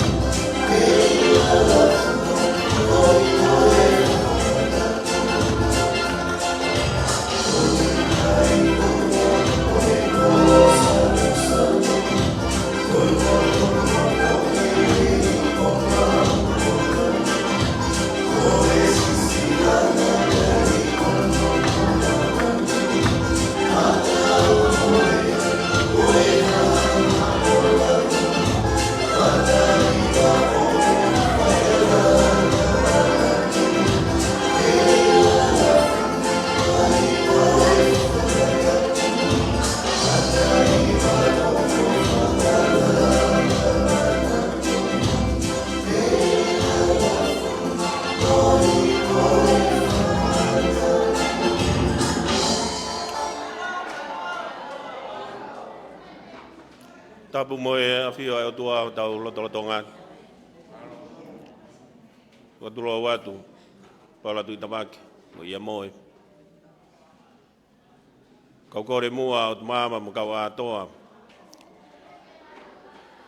Ke unga aku PEA tala fakatap kakato na kamata ki ai katoa nga ka pehe ki lotu le rei ku haki. Na tataki aki ATAUTOLU he faka'atamai. Talangata ia te au whai ki tua. Kaya tā mo oku ki whai e whakahoha ko ni. O makatuunga. I he whatongia ko tuu o pore ki ai. Ke uhoko ko ho mou whakafofonga ki he whare area o Tonga.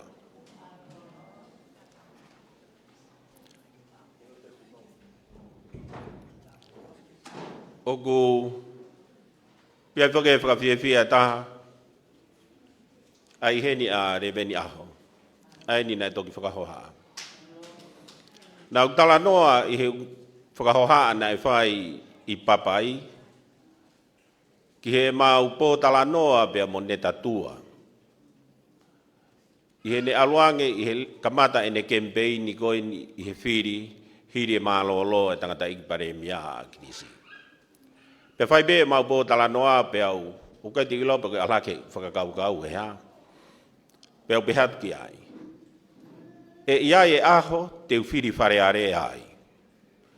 Ko tuai be o se ure au pehe maa ne tatua. Whai le rei hifo. Ki i tari ke keke i si. Na pehe maa ne tatua ia. O keke i te e whihi. Kai orewa ke u whiri au pe toki mahino. Ko hinga e whiawhia he whiloa ki mo rewe na ho. Tuku kehe ai bea e ne tala noa ki he eku, ki he mawhengawe aki. He te utala atu ai be e au. Kai ai haki i nganga'ehu ai motuani i he tuunga o ilo whakatekinikare. Pe koe akiteki, pe koe langa. Koe toko taha ena, na ane ako i au. Mo tataki au. Pe au whakawhiawhia au pito. He koe mahalo koe mea na uhuai o ngā ue, koe ne whoki mai ia mei pāpua, na e tamai ki lere ia na e tonu ke te mahu'inga ue ako tama pe aho ko ia. Kai whakakau ngā api i mahalo e rewe ni au o mahu'inga ue. Pea tālu ai pe e wako tama pe ai pe o mahu'inga ue he tau lahi. Whakahoko ange ai pe kia ane tatua o kumai wawa'u mo rewe ni. I he ngā ue, na e aluange o siwi e mau ngāue a mautolu na e whai wawa. Pe aluange he pō ko iawha e mapō tala noa ko mahino ko si pekia ne tatua. Pe au peheange ki ai. O kuai e whakakaukau te ufoki atu o te whiri whare area. Ko e whetongi o ne tatua. Pe au tala noa ki ai. A e mapō tala noa mo ne tatua koe. Ki mua koe ni o hange koe i whakahoko ki ai te uwhiri whare area. Pe si o mai are veni, pe koe i whakamāto ato. Pe au pehange io, koe i whakamāto ato. Pe nāne whai e whakaloto lahi kia te au. O ko kei manatu i pe ne rea na ni pehe. O ku iai ho ngahi mālohinga. Koe ngahi platform o ku ia koe. O ki ai kai ngalotu ke nofo moia.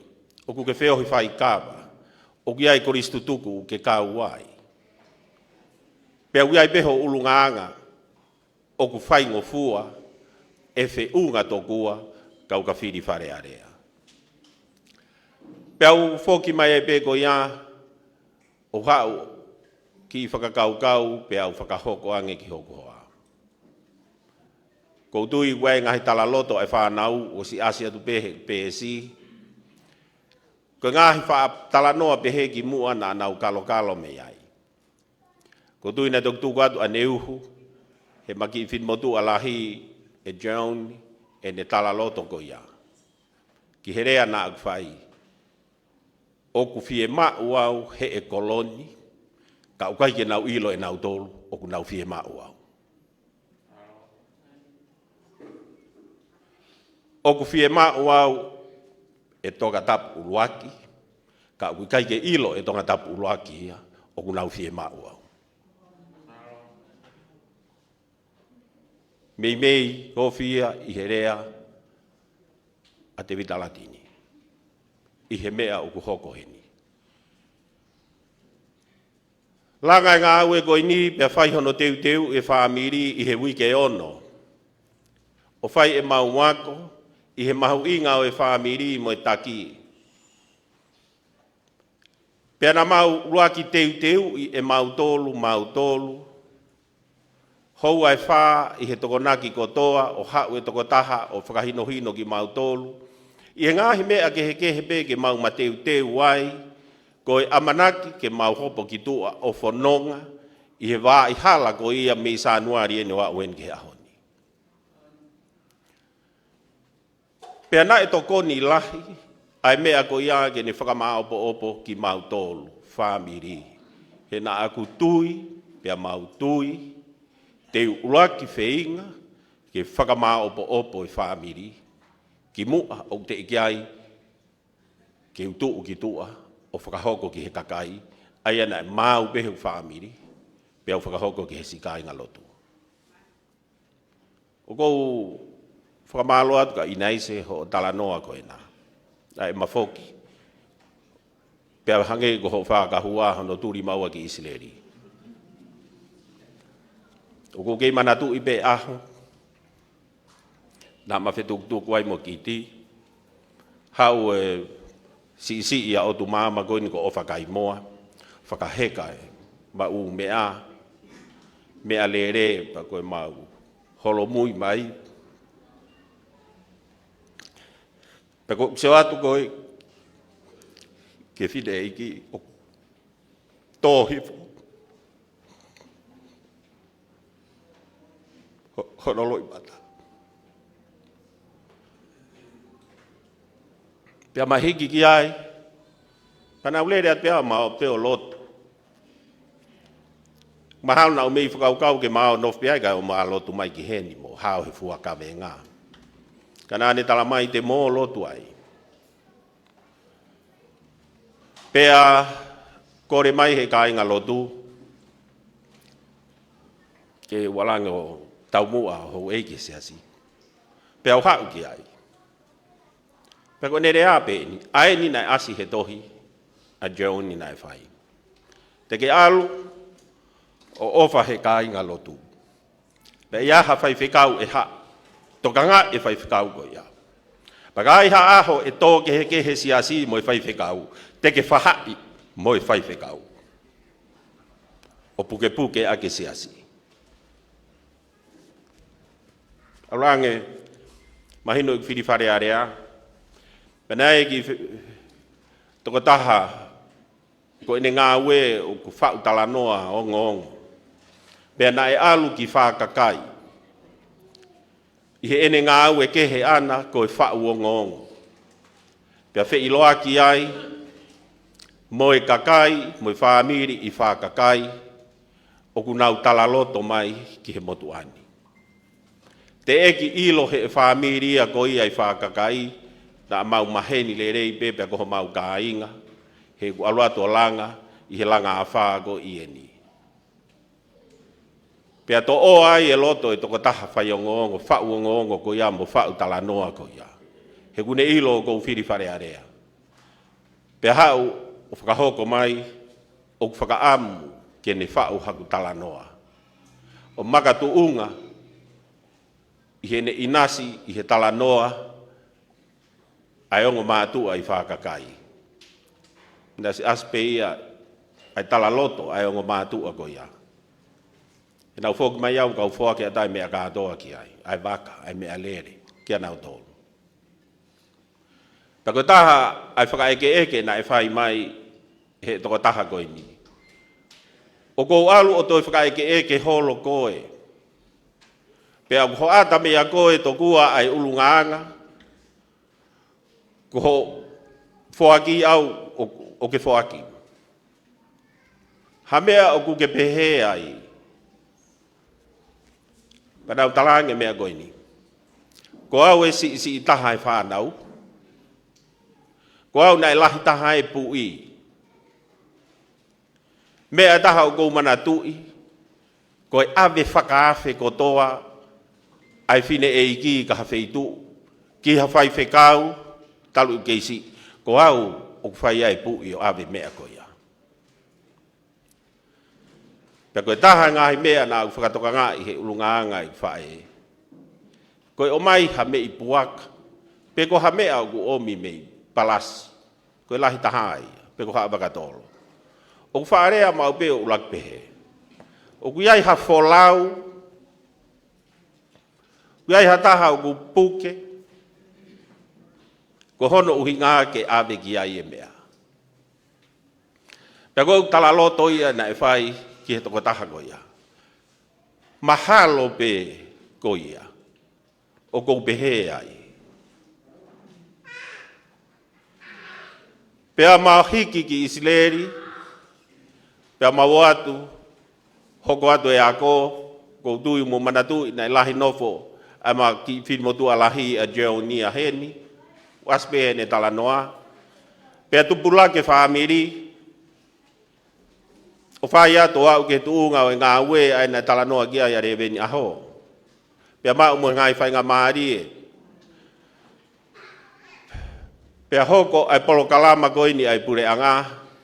Na aku o ngō i e au he taimi ko ia ko e nau polokalama ko ia o fie nofo me he ngā ue pea oange e ne vahe ana. Kei redundant. Pea au pōre au. Kei mawahe. Mei he ngā ue he mou. Te ualu au o whai i whakotu bisinisi langa. Na e uhinga lahi e ku mawahe. He nā guongo i e au o ku iai e tare niti o kia te au. I he langa mo e tama pe o nā i kai ke uongo i e au. He koe ngāu e pe ai pure a ngā na e whai. Te ulava o kou guongo i au ton ke whai o lahi ange ai. Ka e pau fo ke puke ia. I he anga o ngāu i he potu ngāu mo e te ngāu e he pure anga. Nā fiema'u e au ha mea ke toi ata ange ke utuka te au. Ke uhangeha man punau ata. Sky is the limit. Koe pōrea nā aku whai. Pea whai ai pe mo i tauhi lotu. Pea whai mo i fua whatongia. Pea oho ware pe. Ko whai mai ai whakahohaa. Ai pureanga tonga. Pea mo i pureanga kōrea. Ko e nau whakaamu. Ke uhoko ko hono au whakafofonga i tongani. O kou kei nofo pe, pia mo i kakala ko ia. O i konsela, whakalangilangi o kōrea i tongani. Nāku whakahoko ki mua he urea ki mua. O kou whakafofonga ia he whonuani e toko ni manoa miriona. Te ukalu se whai, ai lakanga ko ia. I haku huo whare area. Mahu'inga ange, aki mou tolu, PEA MOE guongo i ki he whonua, i he lakanga ko ia. Pea kua pau, ke utukuange au, o ka mou ka whalala mai, ki he motuani. Whai koe teu e whaamiri ki he ngāwe koe ni. Paka taha e ngāhi. Whare i nei o mai, i he ako nei whai, kai pehe ki he whaahinga o nau tau ke iange i hono whai e kempeini koe ni. Pea tau te whito, ki he tuunga ho tau whonua he ahoni, ai nei tala noa ki ai, a te wita latini. Te ke teu he ni te vita, ke inu e kona, o i ngāu e social media, te nau taaki koe, o hange hake he mo ho tuku whakaholo o i kai ahano whakangata-ngata. Pea toi ai e whakarea o peheni. Te nau a anu atu. Kia te koe. Moho whamiri. O ku hoko ia. Ne talu e mau whanonga mai a mau tolu. O ku hoko whakaaho ia. Pea toi hau mo e ako naki koe ni. Ko tai ni mi foki, talu ho o tupu, ho o feohi, me ho ako pureanga o alu hau ho ngā ue mo e hafu ai mea kotoa. Pea ke alu a ue ni ke he tuunga ko ini, koe konsela koe, ke hā nofo he tonga e ka inga lotu Tomu'a ai. Kai katoa ku mau feohi ko ia bea mau maheni. Pea uiai ho o si o au ki ai he tainimi. Ko hopo ki tua o whanonga he hala koe nā. Te ki toki si o ai ho nau ulunganga totonu. Whakawheta oku mo onia. Peko taha ia o tāpuaki u whiiloaki mo motuani. Hange u toho i hato e pui pui e taha i mua ia te au. Mi hoku mata, ke u toi si o atu ki he mea. Iyo. Oku ilonga e ulunganga totonu e kakai i he mea koe ni. Pea uku hoko ia. Pea koe ngahi kafo ia uku hoko kia te au mo hoku whamiri. Kanai oswai pe teu e follow pe mo alu. He oku mahu'inga ange hala wawe. A e ku ofa i he ngā au e koe o kou pore ki ai i hatoi mea.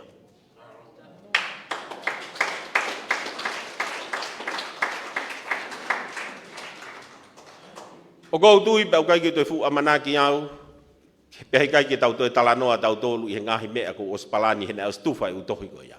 Pia ulere mai o huu ki he whare ki he whare. Pia koe mea ia u whaingo fua. O whaingo fua mea e koe na u hanga tohi mai e mea o kou pehe ke lava. Moi whakotu utu ngā ue o ku whai. Mea ena os whakamatala mai ko kini mai e reveni. O ku ma, ko ni to kini pēne ka mahalo ku tu o tahamano e matala noa ki he mea ko ia. Ka koe mea koe na aku sio ai, moi pore koe o kou whai, moi hanga pe e ku sio ki he alunga o ngā unu whakapolitikare o e whonuani, ko hono uhinga ia na e whai ahe o interview pau whai mo hanga we e kere, ko haa mea e hoko. Ko hame u hoko e ahoni. Ku kaike na uo lavatari mai e ku isiu na hanga awe ka nautolu he kere. Ke whai mo ai ke talai mo oni ke mou mea he ku fuoloa hono fufu e mea ko iahe e ku tui. Ko e kakakaka holo ko e ni o toi whakaori a ngei he wakai. Whai mo ai ke tau ki he ngata anga ko e hae mea te tau iku ki ai. Ko e hae mea o ku talamai ai ke vahe tāu ai mawhai pe ai ke hao e kere ia me ai. Kua pau ke vahe tāu mo ia. Pe au koutui o ka pau ko wei hatokolahi i he whonuani i he fo interview pe ko ia. Mo talanoa ko ia. Mahalo ko whiunga ke utoi rea au i he mea ko ia kai tuku atu pe ko haa e nau toi tari e whai mai.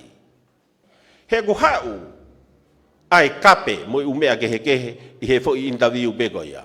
Ai mea na os whai pe teu ki ai. Pe au kou lau tāpuaki ai. O kou lau tāpuaki ai. Whakatūtū koe o e aahi koe ni. Talu e ngā unu mai ai motuani pea mo e timi whare o oku koe ni he kempeini. Pea na mau o ngō i pe wai e taimi ku mauririu e ngāhi tūtu uni ke whai he mea na mau palani. Pa mau o ngō i o kuririu pe o kutonu pe. Ai alunga koe ia. Koe aahi pe he ni holo koe ni. Na i kai palani to kua ia ke toi whai. Kana e alu pe e mausi o alunga e aho, o mahino e whakahoko. Pena e tonu ke kamata ia, i he mōni te koe, na e kamata ia lockdown, i koe na e tokosi. Pea toi whai rewa, aho no whakotu utu ufo o.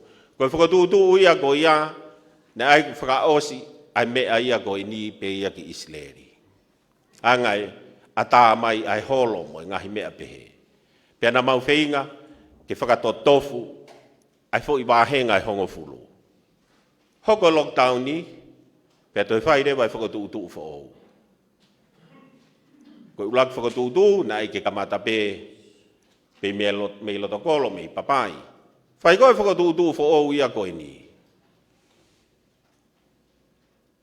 Kua kamata i he tūsi te, o kamata ia i kapetā.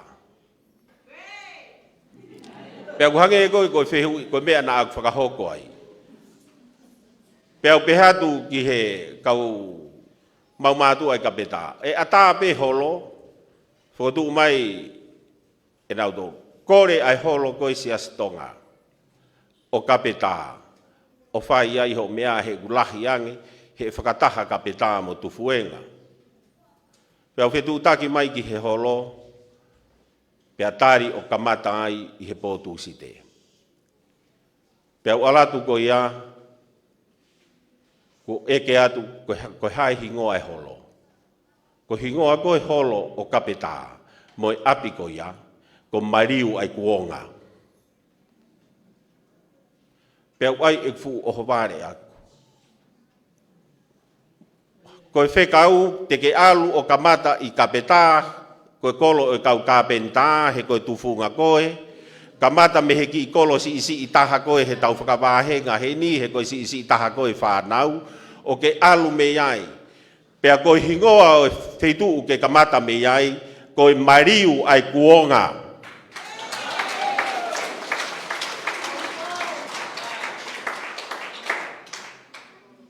Pea hoko atu ki he kolo eiki, pea mahino whakotuutu ku whihala ke whiunu aki holo me he kamata, pea mau mai ke tok whakaospenia he poni. Pea laku nofo, o mou tāfu ua, i he whakotuutu na e tok liriu pe, pea whoki mai o whakaos mai ki halawa beni. Pea ose polokalama ane po, i Isleri, ku mahino ku toe eni. O kou kei to oa pe he kamata me he kau kapenda, pea mo hingoa o e holo, ko mariu ai kuonga. Ko hagu o tataki ai o ririu, ke whakaosi mai ki hedi. Hagu o whiunu aki ai e ngahi whakotuutu i he alu i he fwoi, vahenga i hongo fulu, pea hua lockdown ni o ne hanga o tuu. Pea wheriri wake mo ua e holo koe, mo ua e holo koe o alu ke toki atae, pea whakaosi mai ki halawa veni. Mahalo koe whakotuutu upe ia. Ai whakahua e talanoa e tangata he. He kohono whakaloloa, koe tangata he mei he halawa ve. Pea uoko, he tuku whakaosi atu, e he ki whin motua e Joan e ne talanoa whakaosi nei tukuangi ane uhu. Pea uha, ki he teu e floati. Pea no whakuloto, he ku asi hake mo ngahi kape ke he kehe. Tako e uhi ngā ia. Tako e uhi ngā ia halawawe. Ko e osi ai polokalama koe ni. Ko i kuna ia ai mea na e teu mai ai whamirini. He koe osi ene ai kempeini. Ta koe ui ngā halawawe. Ke whau o toki o atu. Ai mea, ko koe pe ia te upu aki atu ki ai. O kai ko haaku loi. Si ngai whae e te urea he mooni. Ta koe uhi ngai. I naisi. Me naite. Seidi ulu ame. Te urea atu. O kua ukafo. O kua lave lavea.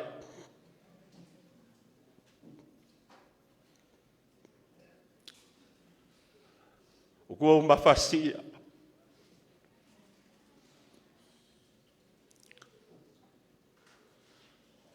O kua fie kaia. O kua fie ilua.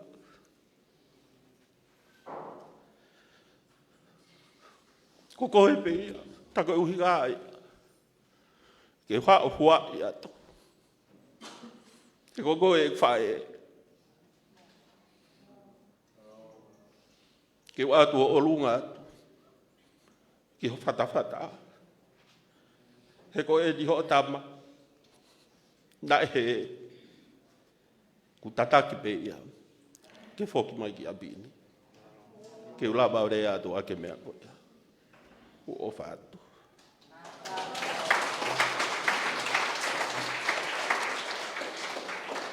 Ko la vai ai mea e whawawhonga, Whelāwe I PEA MOE ne pōre ki ngāwe. Ko e whawhawhonga ke wharea rea. Paula tui tawake, ko kore whamore more atu, ko lawe I pe ko ma'uloloa e whio hiangani. Ka wea e kore PEA me tangata eiki o siasini. Vei mau toa moe loa. Ke wampe mua ne ki minite taha. Ke whai e ne tala monu ai. Ke whawhawhonga mo si whawhawhonga I atu e mātua e koloni. Māloa wito. Vei mau, ko taimi e.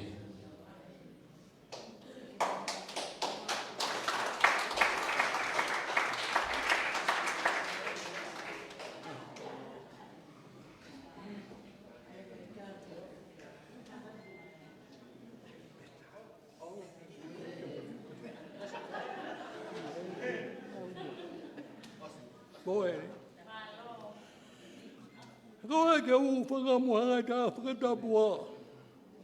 Whawhaki. A tā ke motua mea whae weni. Whea tui whakawawe. Ano e kai whakawhawha montua mo whotu mahe whiawhini. Au whipura matuani. Ko matai peni. Mahu'inga ia. O matai peni o ta fiema'u.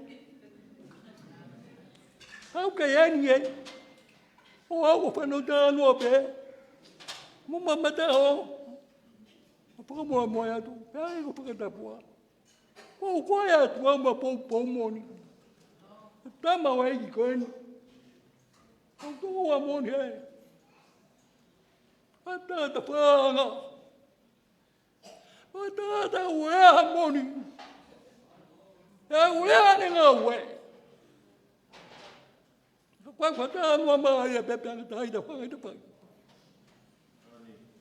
Hei ai tapo ma uko ai atu pe. Ko whakatoko ua. Ma wanga wha. Pa o ta o to moni e.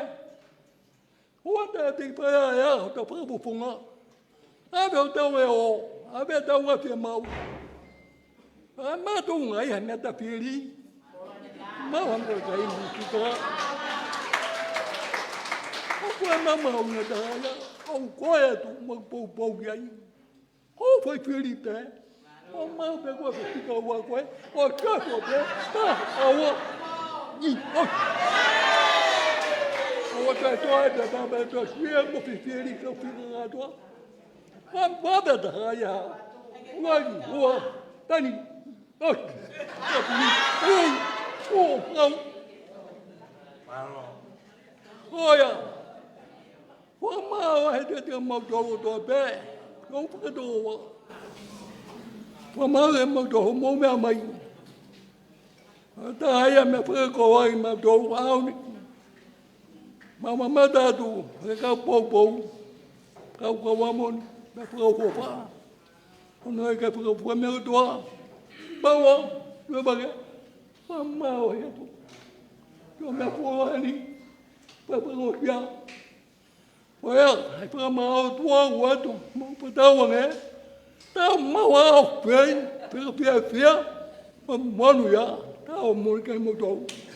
Go da.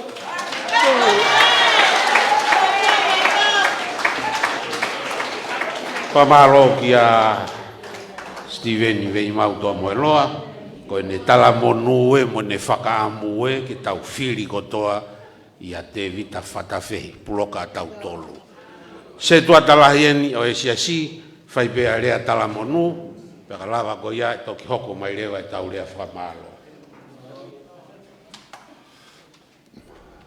Whakatulo watu, pea whapapa te mua he. Puke whenga maari e koe ni ke whamonu e kolo koe ni. Lua ki pe ku whawhetai lai ki heo tua mafi. E ne whakataula mahao, pea whakatu tamai tau whanonga ki he whakakoloa koe ni. Whiawhia pe ke u lava mai o kau he mawhana e whiawhi koe ni. Koe motuani, koe motua se tua talahi ene siasi. Koe hingoa o ko hingoa et faiva be koe ngahau o ma. Ka koe hingoa le sisita motu an siare atango huavi. Tau hingoa be ko tau kete kuone mama watu. Koe motu ani ko gi lave no be. Koe mawhekau aki pia mo TEVITA. Tupuha ke pe heni, whaere i pia heni tupuha ke pe heni. Lahi pia tupou kolo tolu, ka si e kwhine i ki ko wahoi. Nana nofolo ua pe heni. Koe ki si asina e whakotu heni ta haiwa no fitu.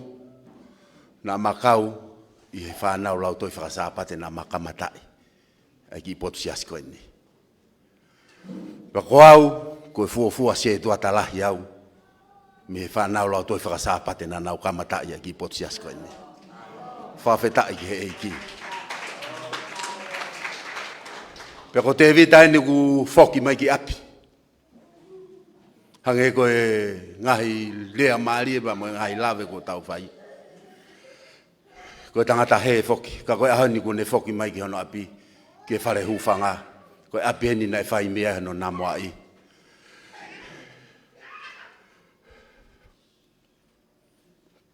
Koe mawhine iki me hea wakatolo. Pena na nofo pehene o tupu hake pehene o kamatai e ki potsias koe ni. Hange pe koe mea na e mea gai a Paula. Na e kamata pe ki potsias i he api o ikan whainga. I he taimi koe na e wha lava mai la tu puloka. I ne ngau e wha evangeli o. Na e kamata ia i o mau ki api ko mau whakoutua i he na e nofo ai e kukui. Ai koe wha e ia waho i koe fine e ki ko manu. I ne whaatoutou a ahi mai o kamatai koe ki whaianga lotu. Pea hiki leva o talanoa mo ikani ke kamatai ki whaianga lotu. Ko hiko nau whare. Pea na mau kamatai ai. Hange pe koe ulave ane nai. Ko ki mau tolo e whangi ilonga i whanau na mau kamatai ai. Ki vilau toi whakasapate e potu ngowen. Pea na mau kamatai mo TEVITA no kamatai ai ki vilau toi whakasapate. Ko whawhetai lahi ke o toa mafi. I he whoki maa TEVITA ki api. Koe kua mea si. Wa malo lahi atu ki mo tolu. Ko mo mea toko lahi mahe po ni. Pe kai ke ngata i ko wha malo atu ko hi ko ngahi whatongia ko toa pe talo e kempeini a TEVITA me he kamata ko ia. Aho na e whaia ine re sisita. Koe mone moni. Kua ne ongo sia. Ongo sia pe mo e whamiri. Ka umahe kau pou pou. Ka koe aho toa pule lulu koe aho ia utau tariki ai. Koe aho ia e. Mole ai ongo sia. Koe aho ia te tau toki whai ai e tau whakawhetai mo whakamalo ko tau o tua. Patski ai. Pea o tau hanga whakapapau i pehe poni. O kia e whainga maari e o TEVITA. Ke hoko koe minista. I he pure anga koni tau hoko ki ai. O kia e hono whainga maari e. Ke pare mia. I he pure anga kone u tau hanga atu ki ai. O kai kia ha tau tua tamaki e taha. Ko e tau lotu ia. Pea mo e tau whakawhetai he o whalahi ai o tua. Ko ne hanga taki mai e tau whanonga. O malo atu ke si ngai whae. I o mou tau piri holo. Kau mai kau tangata eki. Mo ki mou tolu kotoa peku mou pou pou. Ki e ngau e lahi koni. Ko tau whakatata mahe poni o whakamao popo mai ke whare hufanga. Ke api nai whaia no namoa i o TEVITA. Pea kua ne whoki mai ki api. Pea kua e whakawhetai lahi au pito. Me he motu ani. Tari le rei. Ko e TEVITA. Ke whare hufanga. Si ngai whamiri ko toa e whare hufanga ku mau tari le rei koe. I ho whoki mai ki api. O kui kai peke a hatu a tamakia. Ke tau whanonga koe ni. Toi be aho e ua. Ko tau au ke aho. Na tau whiu he tatari ki ai. Pea koe tau lotu ia mo ngai lotu e kau whai whikau. Kai peke a hatu a tamakia tau tolu ke aho ko ia. Wa malo lahi atu ki mou tolu. Si ngai whae ka umae ngai whamiri ko toa pe. Wa malo ke ho iki. Tui tawak. Ka umae ki mou tolu ko toa pe. Mo si mea mai o kau he pou pou. Ko ko hui koe whatongia koe o pōko ni. Koe ke whai hano whakasi ia e whatongia ia e pōko ni. DJ, kore atu ke tā i meha fo i whasi me he lausi i me he kolo e mawhae e. Pea kou whakawhe ia Tevita, ke tuu ki o lunga ke mawhai haki whakameite. He ku ke whoki mai ki apini. Ke whakamao po ke pōni, pea mo kātoanga fia u tau whai. Kore atu ke TCI, tā i mai mua hafo i whasi. Pea kou whakawhe i, ai kanititeiti, me hake ki loto ki heke ta whai ha whakameite. Whakaosi, koe hui koe mea mai ai kakai.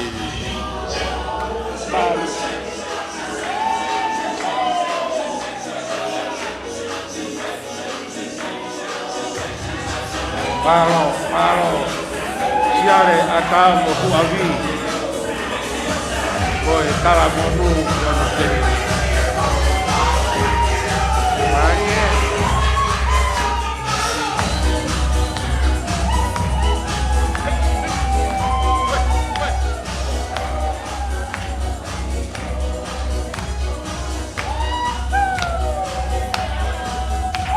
Malo.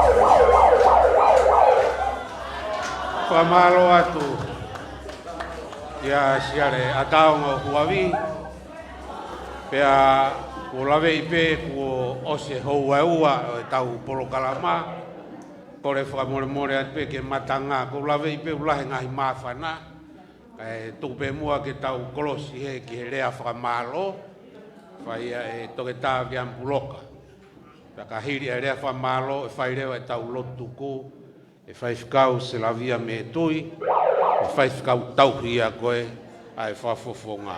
Malo au pito.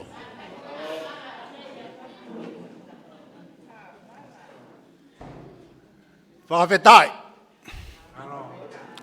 Honga ia. Whakamalo, me ofalahi atu.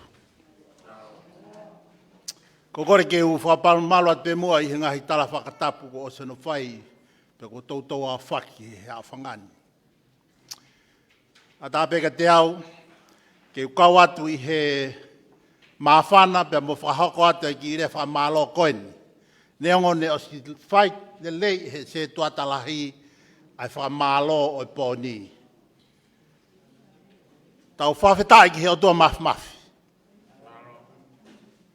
O ku pure a mui, ofa ia e o tua. Maria pito e tala loto e o mo foha koini e ne te foki mai ki api.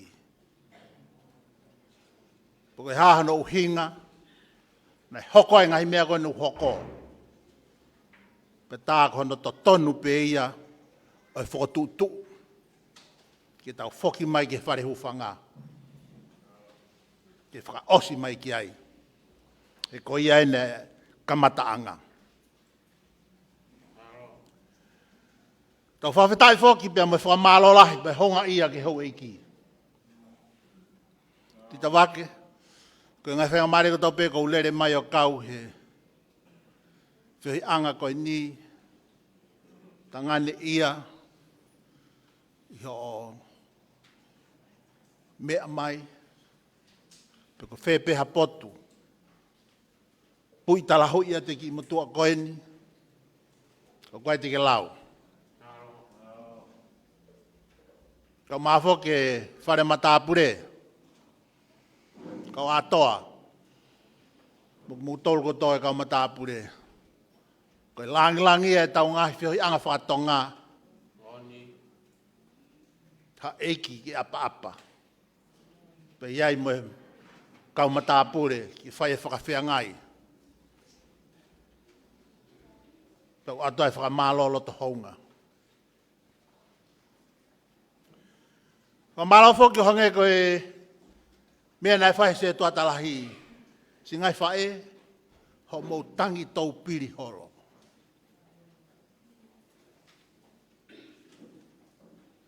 Ai ai ho mou whakaofo o whāmua mou toi ve e tonu. Pehange o ku longo katoa ngai e tau lere takai ho lo. Ko hiko ki mou tolu ngai whae. Hounga au pito. Ka mai whanki lo ngai whanau koe nung mou efi holope.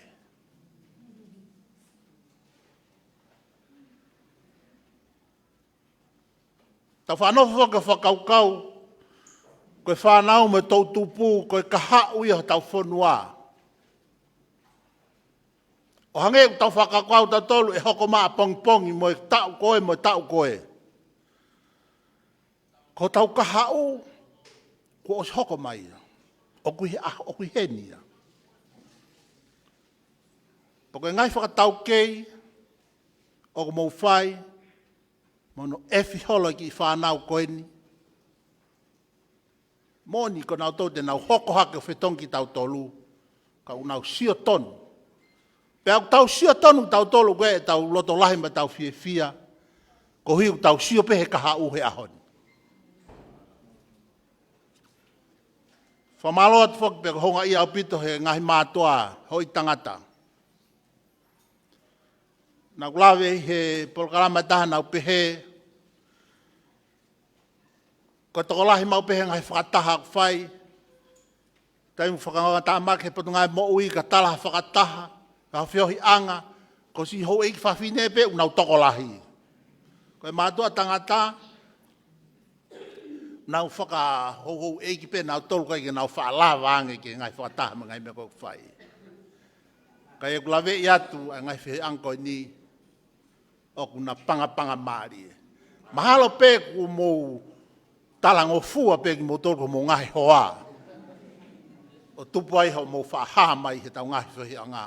Ka honga au pito pe ko whakamalo atu. Ko whapo ke oanga whakamalo ma kehe ma otu mama. Niango peo ku iai ngahi talanoa ia ku kai ke whiungai ke u vahe atu heni.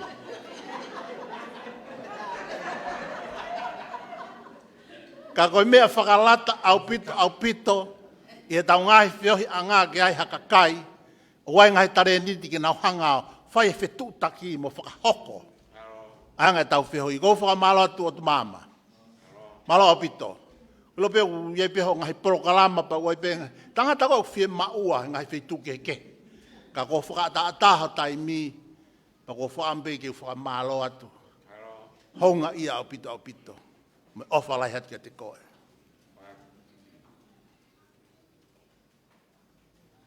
Hei kai ke u fie maarie, ka pau hei kai te u whamalo kia kitiola. Kau mai ki whanau. Nā ku tangane ia au pito he whanongo, ki he teu nā mou whai. Whanau lawa mai ke ni pau tau lere atu, ko hui ko ki ngāwe whakatoke tā, whakasino, pa ko mea nā poupou ki ai ki whakafofonga, pe mono hoa, nā utalanga ki ai, o ko fuulahe mamaki tapu mo e hou eiki e wharearea, pe mo e kau taki, e ngai potu ngai keke, ta tau pe siasi mo pule anga. Pe au kai ke lere e ngāwe.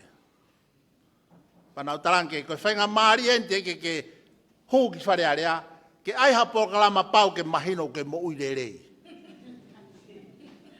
Kau ai mo polokalama, ke mo ki o toko ua pe mo hoa ki matatahi pe koa, ki resort, o whaka fresh ki ai. Mo ai haki taimis whakaiki moua. Oua nā whaiwhaiange pe aloi mai e taha. Te ke lava koe o whaile rei ha mea mausio atu ki ai, ka pau o ku manusi nusi. Aianga, ho nofo a koe pia moho hoa o whaanga. Koe ko whamalo lai atu ki te ola, ka mai ki whanau, malo au pito, ai ngau e lahi. Malo e kā tangi, mo e kā te kina, e ngahi mea kekehe, mo fōu mai ai. Ko whanfo ke whailonga i pēa e fia makehi e te au, pa mo whamalo lahi ki he kau taula eiki, kau whaiwhikau, kau se tuata, kau take ngahi potisiasi kekehe. O kia i pēa fia e te au, pe neongo, nai more ke mama a pehe, ko ki siasi koe hongo fu mātolu, nai kaua te mautangata eiki, hono pou i kakai ke whakotuu, koe lahi tāwhang ki siasi koe ia, kolo motua pe.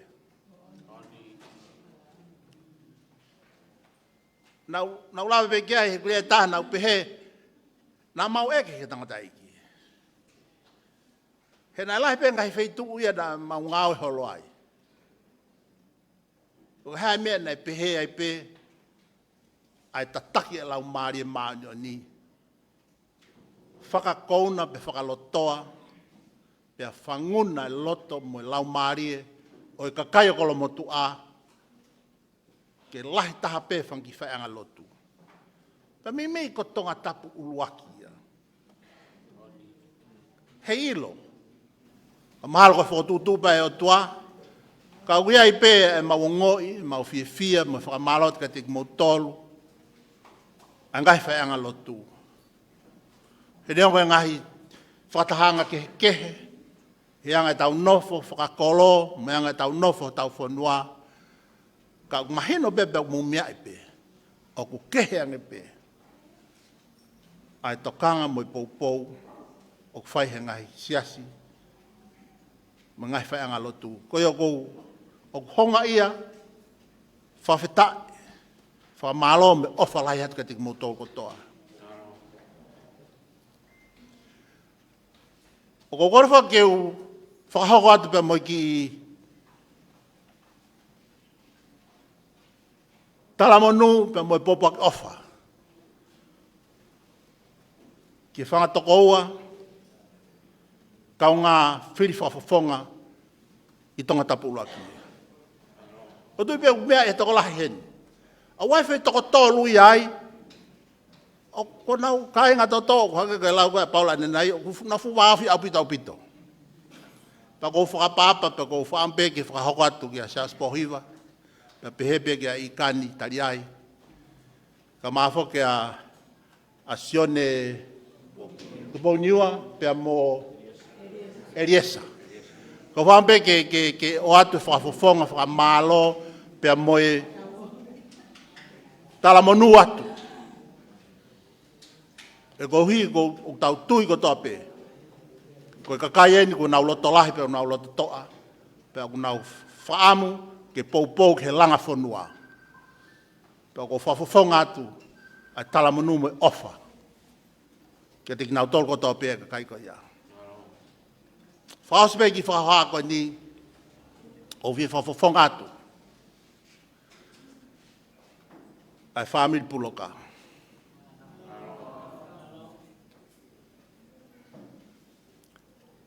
Honga au pito. Kai ke mou toi lau e mou tolpo ko mau hau mei whe. Koe haha mau ngau whai. Ka ko mou tari pe ki mau tolu ke mau hoko pe ko mou whanau tama. Mau hoko pe ko e tangata i whanua mo whiwhine i whanua. E kolo e kini. Ka ko whawhawhonga atu. Ai whawhetai. Honga ia. Whakamalo, me ofa lahi atu ka te ki motol ko toa pe. Leva malanga. Whamalo ki a TEVITA Puloka, whai ai rea whamalo ai family, ko re whamore atu. Ki e ngātai ki whai whakau tauhi, se o Isleri, whai whakau Selavia, me tui, ka tak mai bua whai tau lo tuku, malo. whakatulou atu. HOA ki, ka mahu'inga mo ka wātoa. Ege whae tau lotu tuku. Whe puke pe whainga maari e goni, ko ilo ko whainga maari e whakaos pēni. Ko ngahi tala monu, mo ngahi whakamalo ko whai, whikawaki mo TEVITA Puloka.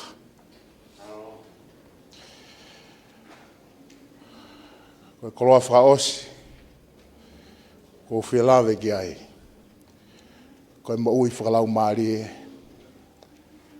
a TEVITA Puloka.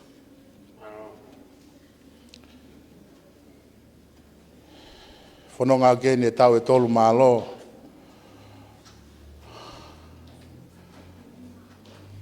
Ai whiohi mo TEVITA Puloka.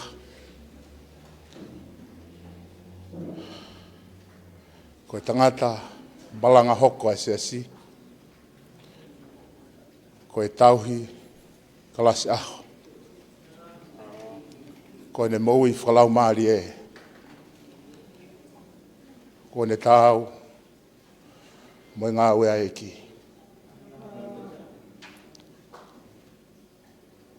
Gai ofalahi atu. TEVITA Puloka. Ho fia mea ngā ue aki. Ai se waniti ai se asi. Ke whanonga halomo ia. Ke whai aki ho pōre ngā ue ki wharearea.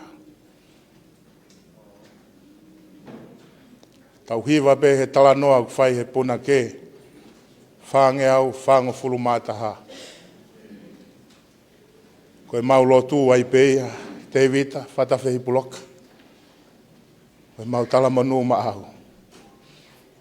Whaosi aki. Ai polokalama. O e kanititeiti whikaua. O Tonga tāpulaki. Tama keke lototo a fuhala e o e kolona e ailo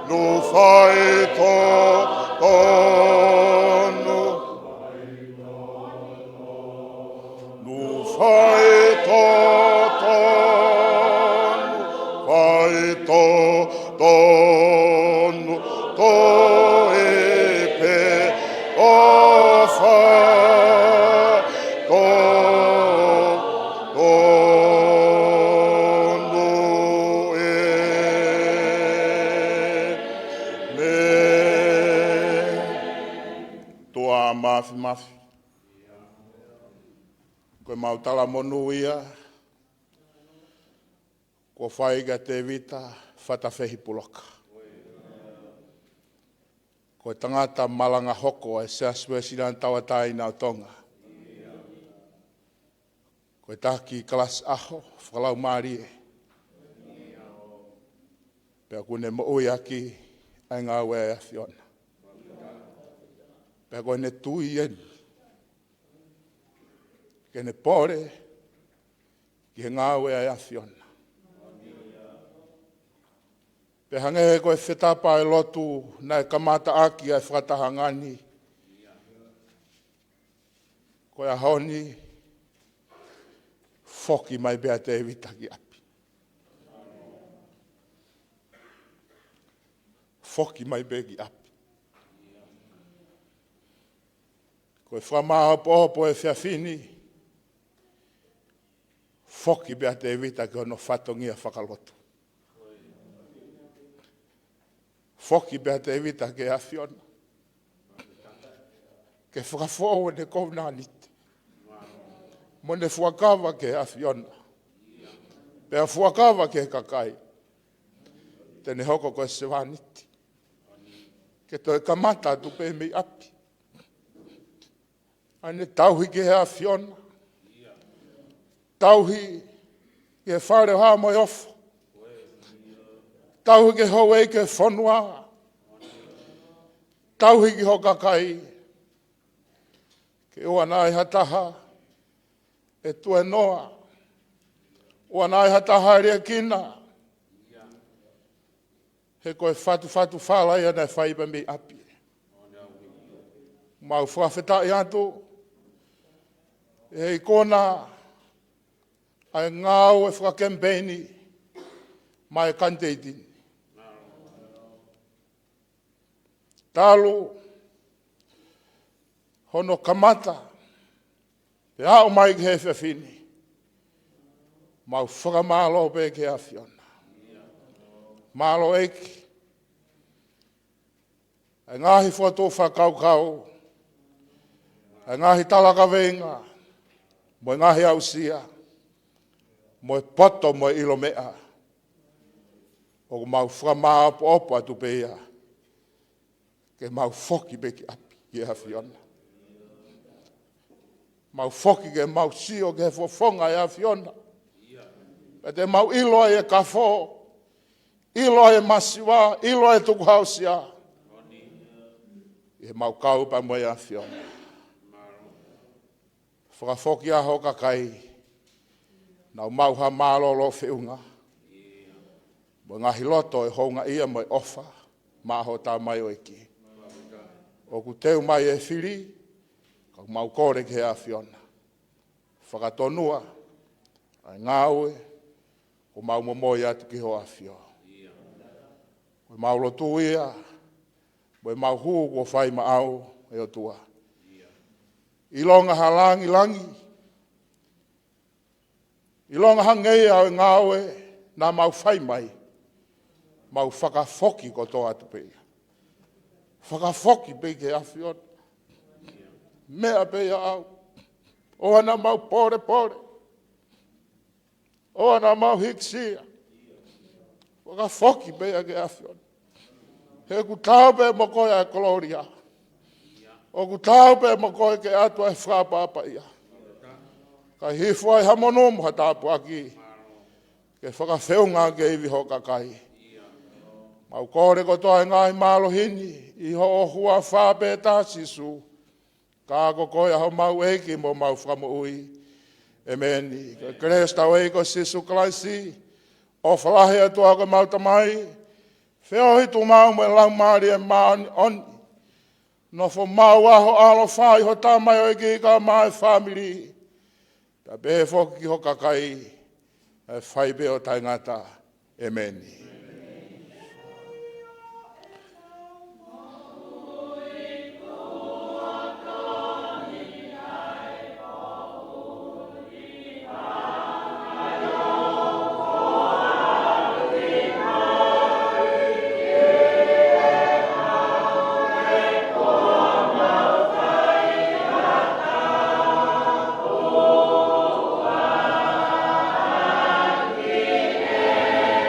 Ma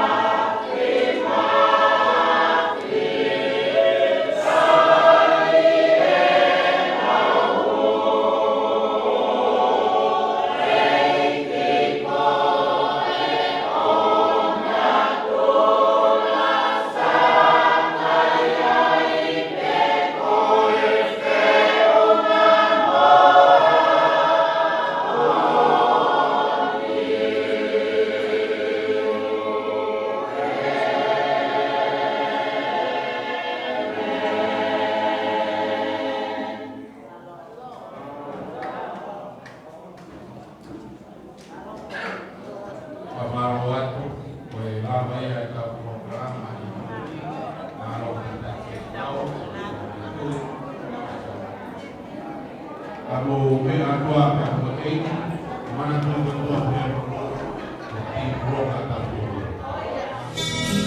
e uma ai mo wini ke fai a ki a ofekau ke ala kua mo sopu o tau fa'aha matako o fa'i PEA MOE e nolo nai a fe fako o falau ko e vaivai'anga ai tue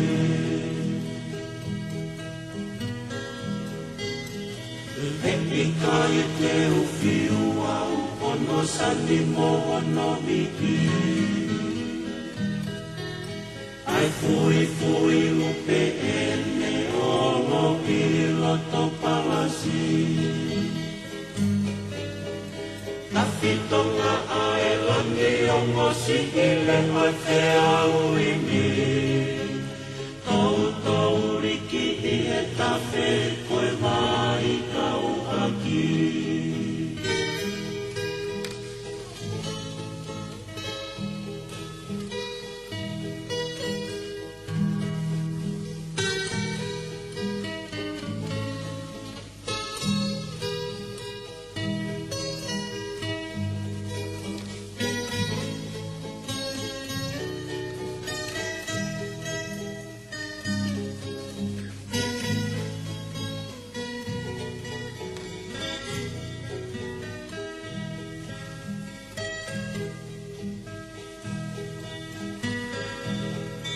Kalani sai mahina eva ono fala lotoa Ahono o tumana uta anga oe fola umaka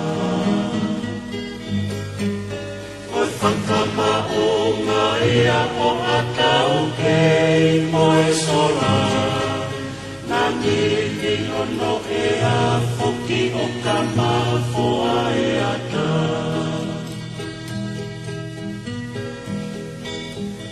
Ma'i mo aku o la koe whangu maringi mei mo